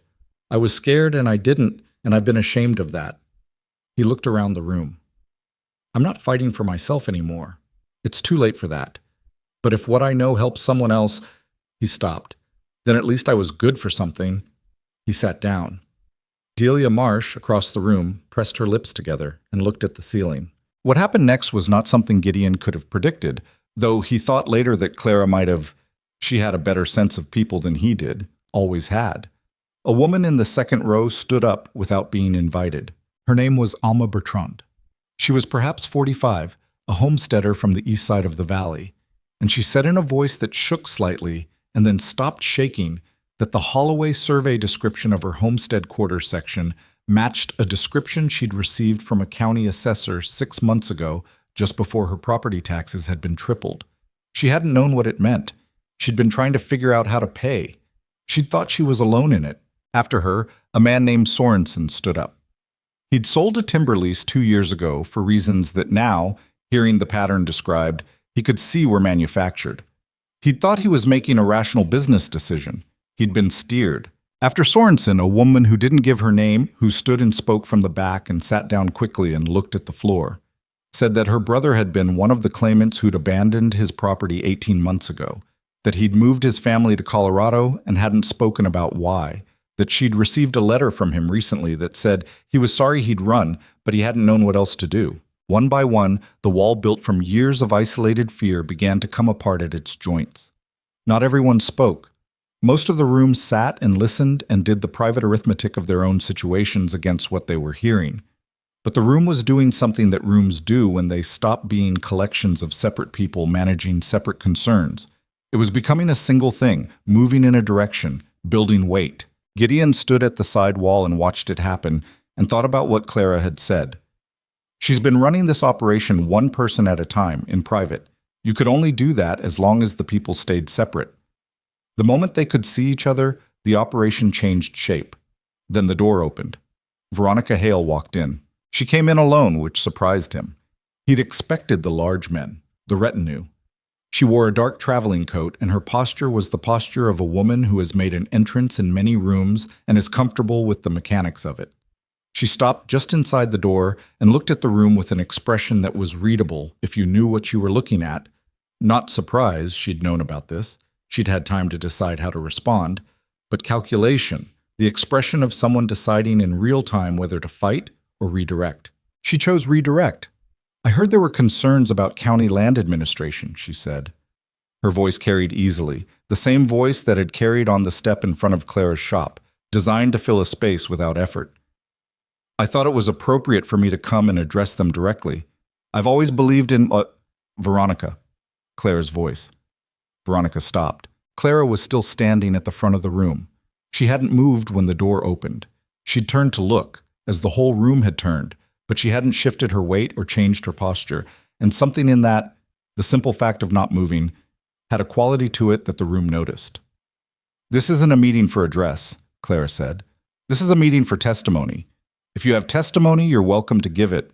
If you're here to manage what's being said, I'd ask you to leave. The silence that followed was one of the most complete silences Gideon had ever been in. He was aware of 80 people holding very still and of Veronica Hale standing at the back of the room, being addressed by a woman she had spent 2 years treating as furniture, and of Clara standing at the front of that room looking at Veronica the way you look at something that has had power over you for a long time and that you have finally stopped being impressed by. Something shifted in Veronica's face. It was small and quickly controlled, but Gideon saw it. That fractional moment when the calculation runs out and the thing underneath it shows. And what showed was not dignity, but something older and less composed. You're making a mistake, Veronica said. Her voice was still level. But it was working harder than it had been. Maybe, Clara said. But it's mine to make. Veronica looked at the room. The room looked back at her. Owen Greer looked at her from the third row with the expression of a man who has decided what he thinks and is done being ashamed of it. Margaret Wills held her bundle of letters in both hands. Alma Bertrand sat with her arms folded and her chin level. 80 people who had come out on a cold Saturday night and heard each other's names out loud for the first time. Veronica Hale turned and walked out. The door closed. For a moment nobody spoke. Then Ruth, from her chair by the side wall, said, in her thin, precise voice that carried clearly in the silence, "Well, that was informative." Delia Marsh made a sound that wasn't quite a laugh, but was in the neighborhood of one, and then several other people were making the same sound, and the room exhaled. Frances kept the meeting going for another 40 minutes. She collected names and contact information and explained in practical terms what came next. The federal land investigator, the affidavit process, what people could expect and what they couldn't. She was calm and specific and answered questions without making anyone feel stupid for asking. Afterward, people stayed longer than they would have otherwise. They talked to each other in the way that people talk when they've discovered a shared history they didn't know they had, with a kind of urgent relief, the relief of not being alone in a thing. Gideon helped Delia get Ruth's chair back to the house. When he returned, Clara was in the hall talking to Margaret Wills, and he stood at the door and didn't interrupt. He could hear fragments. Margaret saying something about the letters, Clara saying something about Francis, both of them standing close in the way of people who have recognized something in each other. He stepped outside. The cold hit his face, and he let it. The stars were still sharp and clear overhead, and the town was mostly dark and quiet, the way small towns go quiet after 10 at night when the day's business is done. Down the street, a light was still on in the saloon. A dog moved across an intersection and disappeared. He stood there for a while. The door opened behind him and Clara came out, still holding her notebook. She stood beside him and looked at the dark street. "Parrish found me before he left," she said. "He said to tell you, and I'm quoting, that he's looking forward to having actual evidence to work with." "Good."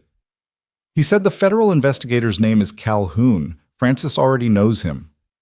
"Better." Clara was quiet for a moment.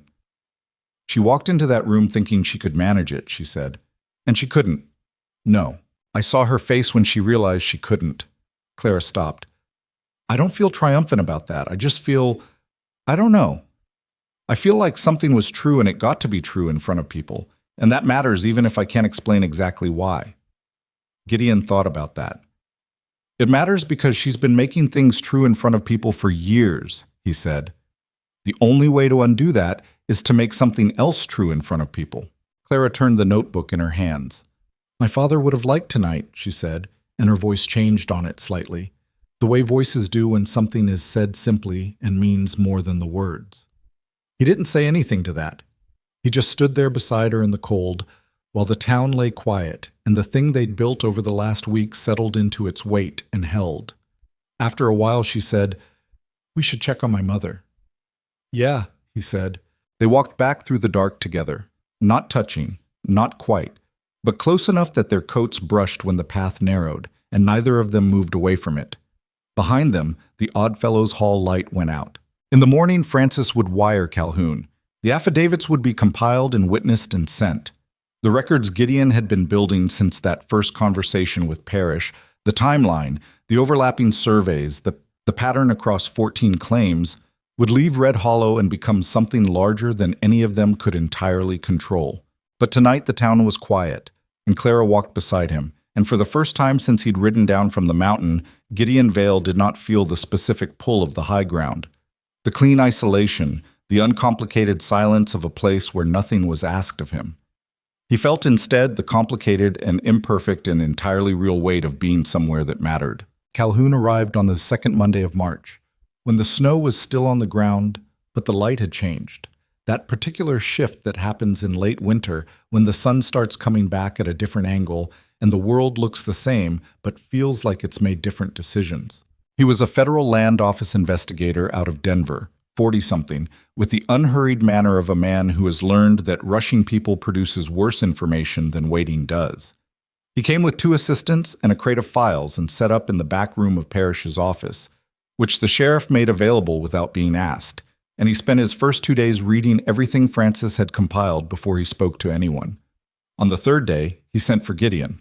Gideon sat across from him in Parrish's back room with the sheriff present, and Calhoun went through the Holloway documentation with the systematic patience of someone who has done this before and knows where the weak points usually are. He asked about the survey date discrepancy Clara had found. He asked about the water berm. He asked about the boot prints at the upper stakes, which Gideon had photographed with a borrowed camera and included in the file without being sure they'd mean anything. "They mean something," Calhoun said. "Not by themselves, but as part of this." He gestured at the assembled file. "You built this carefully." "My wife built most of it," Gideon said. Calhoun looked up. "The seamstress." "She's more than that. I read her timeline. Yes, she is." He made a note. "Holloway Land and Mining is a shell company registered through a Chicago holding entity. We've had that entity flagged for 2 years but couldn't connect it to specific territorial fraud with the specificity we needed." He closed the folder. "The Greer affidavit closes a gap we've been trying to close for 18 months. The recommended lawyer mechanism. That's how they've been doing it across 4 territories. You follow the lawyer, you find the pattern." "What about Veronica Hale?" Gideon asked. Calhoun was quiet for a moment. "The connection between Hale Ranch operations and Holloway's principles is present but layered. Dowell connects to a land syndicate that connects to the Chicago entity. Hale's name doesn't appear on any Holloway paperwork. It wouldn't, Parrish said from the corner, with the tone of someone saying a thing they've known for a long time. No, Calhoun agreed. It wouldn't. People who run operations like this are careful about exactly that. He looked at Gideon. What we can pursue directly is the fraudulent survey filings, the coerced transactions, the lawyer who represented conflicting interests. The Will's death is being referred to the Territorial Marshal's office as a separate matter. The letters his wife provided, they named the man who came to the claim twice. That man is connected to Dowell. Connected isn't the same as convicted, Gideon said. No, but it's the beginning of one. Calhoun leaned back. I want you to understand what this process looks like. It's not fast. It's not clean. Some of what you've built here will result in charges. Some of it will result in civil suits. Some of it will produce documentation that sits in a federal record and prevents Holloway from operating in this territory again without someone being able to show a judge a very long and very unflattering history. He paused. That's not nothing. I know it's not nothing, Gideon said. People want it to be more dramatic than it is. I'm not people, Gideon said. I just want the filing against my claim resolved, and Dowell's people out of this county. Calhoun almost smiled. That I can likely help you with. He sent for Clara the following morning. She came in wearing her work dress and her coat, and the expression she wore when she was preparing to be precise about something, the same expression she'd had going through the Holloway documents on the shop floor months ago. Calhoun went through the timeline with her. The sequence she'd built, the dates, the connections she'd identified between the debt pressure on the shop and the legal pressure on the mining claim. He asked her about her father. She answered carefully. She said what she knew and stopped where she didn't know. And when Calhoun pushed on one of the gaps, she said flatly, I don't have evidence of that. I have a conclusion I've reached, and I know the difference. Calhoun wrote something in his notes that she couldn't read upside down. At the end of the session, he said, Your father may have been targeted deliberately. The debt through Dowell may have been a mechanism to keep pressure on the shop property as a secondary leverage point against the mining claim. If Vail had a family connection in town with financial vulnerability, it made him more manageable. Clara was still for a moment. So my father's debt was manufactured pressure. Possibly. The original loan may have been legitimate. What happened after his death, the acceleration of the collection, the interest calculation irregularities you identified. That has the shape of something managed. He looked at her directly. I'm sorry. I know that's not a comfortable thing to hear. No, she said, but I'd rather hear it than not. She walked back to the shop through the March cold with her hands in her pockets and her breath making small clouds in the air, and thought about her father. Not the debt, not the documents, but the man himself, who had been a careful and decent person and had borrowed money once because he needed it and had not lived long enough to know what that money had been used as. She thought about what it meant that the people who'd done this had been so practiced at it that they could use a dead man's ordinary financial trouble as a tool without anyone in town seeing the shape of it. She thought that there are people in the world who have learned to use the ordinary difficulties of other people's lives as instruments, and that the only thing that stops them, eventually, is other people refusing to be separate about it. She went into the shop and put the kettle on and stood at the window until the kettle boiled. So, the formal charges against the Holloway principals were filed in federal court in Cheyenne 6 weeks after Calhoun's visit. They covered fraudulent survey filings, coerced property transactions, and conspiracy to defraud claimants across 3 territories. The lawyer who had represented conflicting interests, whose name was Pierce, and who turned out to have handled 9 similar arrangements across the region, was disbarred and separately charged. Dowell was named as a material witness, and then, when his cooperation proved limited, as a defendant in the civil fraud proceedings. The Holloway survey challenge against Gideon's claim was dismissed by the Territorial Land Office in April. The official notice came on a Thursday, and Gideon read it at the kitchen table with his coffee going cold beside him, and the particular feeling of something you've been bracing against for a long time finally being removed. Not exactly relief. More like the absence of a weight you'd stopped noticing you were carrying. He passed it to Clara without comment. She read it, set it on the table, and went back to the trim she'd been working on. After a moment, she said, We should tell Frances. I'll write today. And Ruth. She'll want to know at dinner. She'll want to know now, Clara said. Take it to her. He took it to the back room where Ruth was sitting up in her chair with a book and the particular alertness she had on good days, which had been coming more frequently as the weather improved. She read the notice and then looked at Gideon over the top of it. Well, she said. Well, he agreed. Sit down, she said. You keep standing in doorways like you're not sure you're allowed in. He sat. She set the notice on her bedside table and looked at him with the direct dark eyes she'd given Clara and the expression of someone who has been thinking about something for a while and has decided to say it. You've been good to her, Ruth said. I want you to know I see that. She's been good to me, he said. I know. I mean specifically, in the way she doesn't see when they're happening. Ruth looked at the window. Outside, the first real warmth of the year was making itself known in the way the snow was pulling back from the south-facing slopes. She spent a long time here being treated like she was easy to dismiss. It does something to a person. You don't always know what it's done until someone treats you differently and you have to adjust to it. She adjusted fast, Gideon said. She did. Ruth smiled slightly. She gets that from her father, stubborn about the important things. She paused. Are you happy, Gideon? The question surprised him, which probably showed. I think so, he said. I'm still getting used to what that is. Ruth nodded as if that was a reasonable and honest answer, which it was. Good, she said. Now go back out there. She pretends she doesn't need company when she's working, but she does. Veronica Hale's situation resolved more slowly and less dramatically than the courtroom version of justice that people wanted, which is how most things actually resolve when the law is the instrument rather than the story. The fraud charges against the Holloway principals did not name her directly. The connection between Hale Ranch operations and the Chicago holding entity was documented in the federal record and would remain there, available to anyone who looked. But documentation is not indictment, and the law moves on what it can prove in a specific form on a specific day. What happened to Veronica Hale was this. The pattern became visible. The 14 surveys, the coerced transactions, the dead man whose letters named a ranch employee. It moved through the county the way things move through small communities, not in newspapers exactly, but in conversations, in the way people looked at her when she came into town, in the way business relationships quietly reorganized themselves. The social architecture she'd built over 2 decades, the deference, the favors, the careful calibration of who owed her and how much, began to creak under the weight of what people now knew and couldn't unknow. She did not become suddenly poor. She did not go to prison, which is the thing that the Owen Greers of the world deserved to see happen, and didn't. What she lost was harder to quantify, and in some ways harder to bear. She lost the room.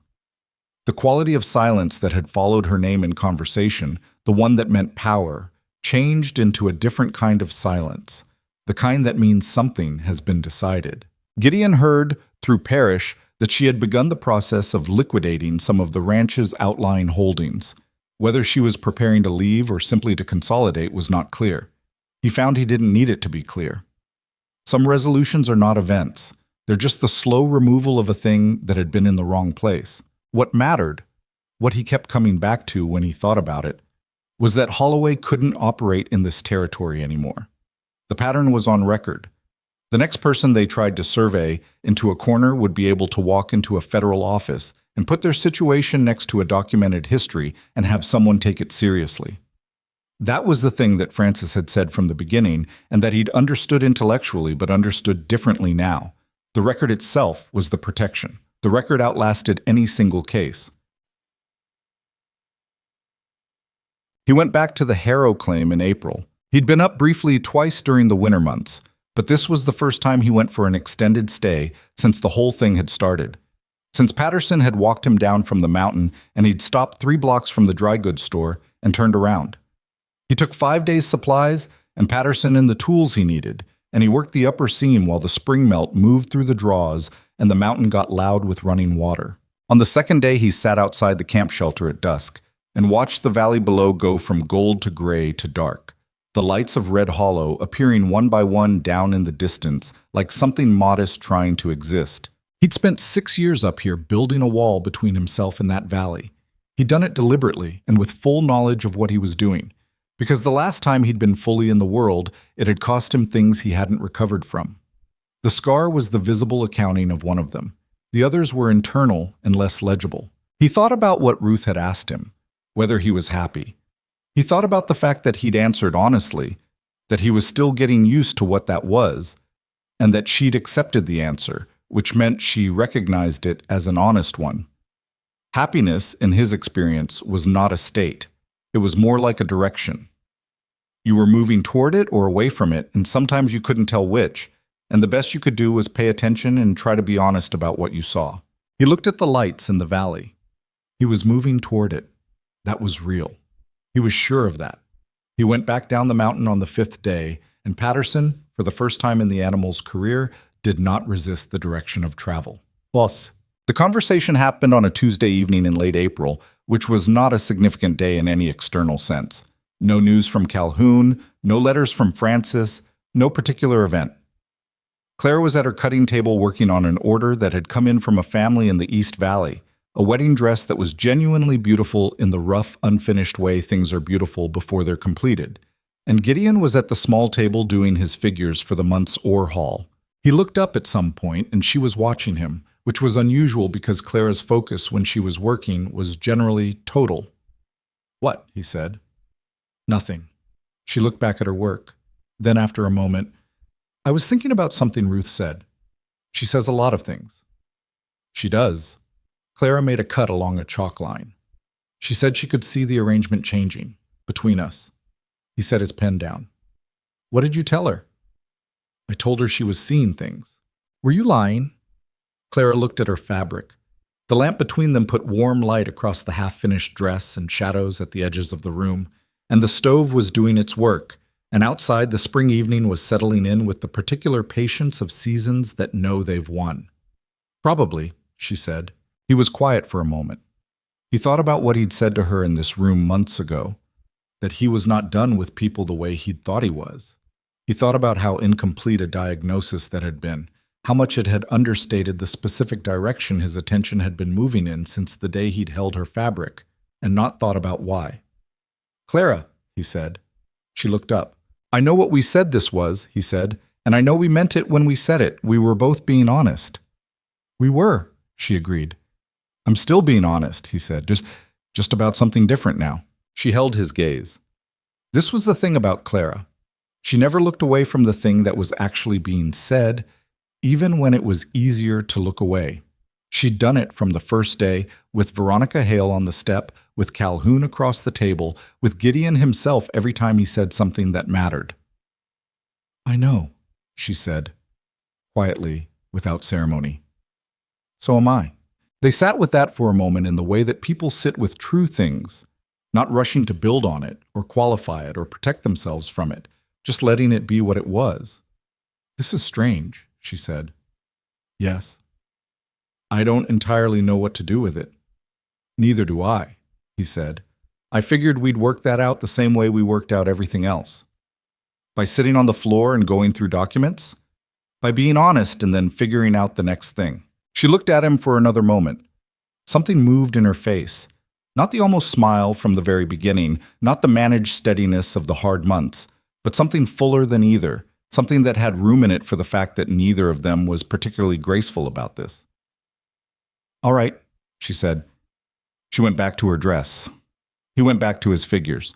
But when Patterson's shoe needed checking an hour later and Gideon got his coat to go out to the stable, Clara handed him his hat from the hook by the door without his asking for it, and he took it without making anything of it. And that was, in its own unglamorous and entirely real way, the beginning of the part that wasn't an arrangement. Ruth's health improved through the spring, not dramatically. Her lungs remained what they were, and there were still bad days that laid her flat and frightened everyone. But she had more good days than bad by May, and by June she was sitting on the back step in the morning sun doing mending, which was the activity she'd told the doctor she was absolutely not doing because she was resting, and he looked at her and said nothing because she was Ruth Whitlock, and the battle was not worth the cost. She told Gideon one morning, finding him in the yard, that she'd had a dream about Edgar, her husband, Clara's father. She said it matter-of-factly, the way she said most things. "What was it?" he asked. "He was fixing the back fence," she said. "Same way he always did. taking twice as long as necessary and being very pleased with himself about it. She looked at the yard. I woke up feeling like things were going to be all right, not fixed, just all right. She paused. I think Clara's the same, not fixed, but all right. I think so too, Gideon said. You're good for her, Ruth said, which was the same thing she'd said before, and which she said now with more evidence behind it. Not because you protected her. She didn't need protecting, because you stayed. He thought about that for a while after. He thought about the fact that just staying in a place with a person through the hard and unremarkable stretches was actually the hardest form of courage for certain kinds of people. The kind who had learned to leave before the thing they were in could become something they'd have to grieve when it ended. He'd been that kind of person. He'd been very practiced at it. He was out of practice now, and he found he didn't miss the practice. The daughter was born in the following spring, after a labor that was long and frightening and that Clara moved through with the same qualities she'd moved through everything else. Not without fear, but fear that didn't get to make the decisions. Gideon was not a man who had expected to be in a room for that. He was there. He held Clara's hand until she told him to stop holding it so tightly, which he did, and then she reached for it again, which he understood. And then eventually there was a baby, and Clara was holding the baby, and Ruth was in the doorway with her hand over her mouth, and Delia Marsh, who had somehow ended up present because Delia had a way of being where she was needed, was saying something dry and affectionate from the corner. The baby was small and red-faced and had her mother's dark hair and had arrived in the world with the expression of someone with strong opinions about it. Hope, Clara said. She said it quietly, looking at the baby, not making an announcement. Gideon looked at his wife, holding their daughter, and thought about a mule named Patterson standing stubbornly in a mountain road and a step outside a seamstress shop, and a woman holding too much fabric with her chin, and $42 in a desk drawer and a debt that had seemed like an ending, and how none of it had been an ending at all. Hope, he agreed. The house they built above Red Hollow was finished by the following autumn. It was on Gideon's claim land, theirs now in every sense, on a bench above the main workings that caught the afternoon sun and looked down into the valley. It was not a large house. It had 3 rooms and a proper stove and a porch that Patterson regarded with deep suspicion and eventually accepted. It was built with the help of men from town who had come on 3 consecutive Saturdays without being asked twice, Owen Greer among them, who turned out to have strong opinions about roof framing and who was drinking less and sleeping better, and who had started talking, quietly, about whether the East County land Holloway had effectively taken from him could be reclaimed through the federal proceedings Francis was still pursuing. Red Hollow itself had changed in the incremental and incompletely definable way that communities change when the thing that had been shaping them through fear is removed. It was not transformed. People were still people, still complicated, still capable of smallness, still subject to all the ordinary failures of character that no legal victory has ever cured. But the specific shape of the fear was gone. The calculation that people had been making for years, is speaking up worth what it might cost me, had a different set of variables in it now. Parrish told Gideon, the summer after everything had settled, that he'd had 4 people come to him in the past year with complaints they'd never have brought before. Small things, 2 of them. Things that would have been managed with a quiet look in the old landscape. The look that said, you know who you're dealing with, and you know what happens. People were bringing them anyway now. That's the real change, Parrish said. Not the charges. Not the federal record. It's the 4 people who came in. Gideon thought about that for a long time. He thought about it standing on the porch of the mountain house one evening, watching the valley go from gold to gray to dark below, Clara inside putting Hope to sleep, or attempting to, Hope having the same opinions about bedtime that she had about everything else, and Ruth sitting in her chair by the fire that Gideon had built before coming outside, reading, the lamp warm on the page. What he thought was this: there are people who believe that the world is arranged, that its arrangements are fixed, that the powerful are powerful because they were meant to be, and the small are small for the same reason. And there are people who find out, usually the hard way, usually by being pressed until they have no room left to be small, that the arrangement is not fixed at all, that it only holds as long as everyone agrees to stand in the place they've been assigned. He and Clara had not been brave in any extraordinary sense. They had been scared consistently and regularly throughout the entire business. What they'd done was refuse to be scared in separate rooms, and that had turned out to be enough. Not to make it easy, not to make it clean, but to make it something that could be built on. He'd spent 6 years believing that isolation was a form of strength. He'd been wrong about that. Isolation is just a slow way of making yourself smaller than you need to be. The light in the valley was settling now, Red Hollow going quiet for the night, and the mountain above him was dark against a sky that was going purple toward the horizon and black overhead where the first stars were coming out. He could hear Clara's voice through the window, low and patient, telling Hope something he couldn't make out, and he could hear the fire, and he could hear Patterson shifting in the corral with the mild complaints of an animal that has made peace with its situation while reserving the right to comment on it. He was not a man who'd expected this. He was not a man who'd expected much of anything, which had been both his protection and his poverty for a long time. He was not going to make that mistake twice. He went inside. Clara looked up from the chair where she was finally sitting with Hope quiet against her shoulder, and the look she gave him was the look of someone who knows you well enough to know what you've been thinking about and who finds it appropriate rather than strange. "Cold?" she said. "Some," he said. "Sit down." He sat. Ruth turned a page without looking up. Hope breathed in the slow, trusting way of infants who have decided the world is probably safe enough for now.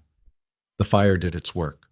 Outside, the mountain held the house in its large and indifferent hands, the way mountains hold everything, without preference, without cruelty, just the weight of a thing that has been there longer than any of the stories told about it. This was not a perfect life. It would not be. There would be bad winters and sick livestock, and worry about money, and the specific exhaustion of two people learning each other's difficult edges after years of being learned only by loneliness. Ruth's health would hold, and then falter, and hold again. Hope would grow into a person with her mother's eyes and her father's stubbornness and opinions about everything, which was the best and most exhausting possible outcome. The claim would have good years and lean years. The world would continue to contain people like Veronica Hale, operating through different names in different places, because the world always does. But this is what two broken outsiders had built from a step outside a seamstress shop, and a mule with opinions and $42, and the decision, made separately and then together, to stop standing in the place they'd been assigned. They had built a life that was theirs, imperfect, unfinished, real. That was enough. That was, in the end, everything.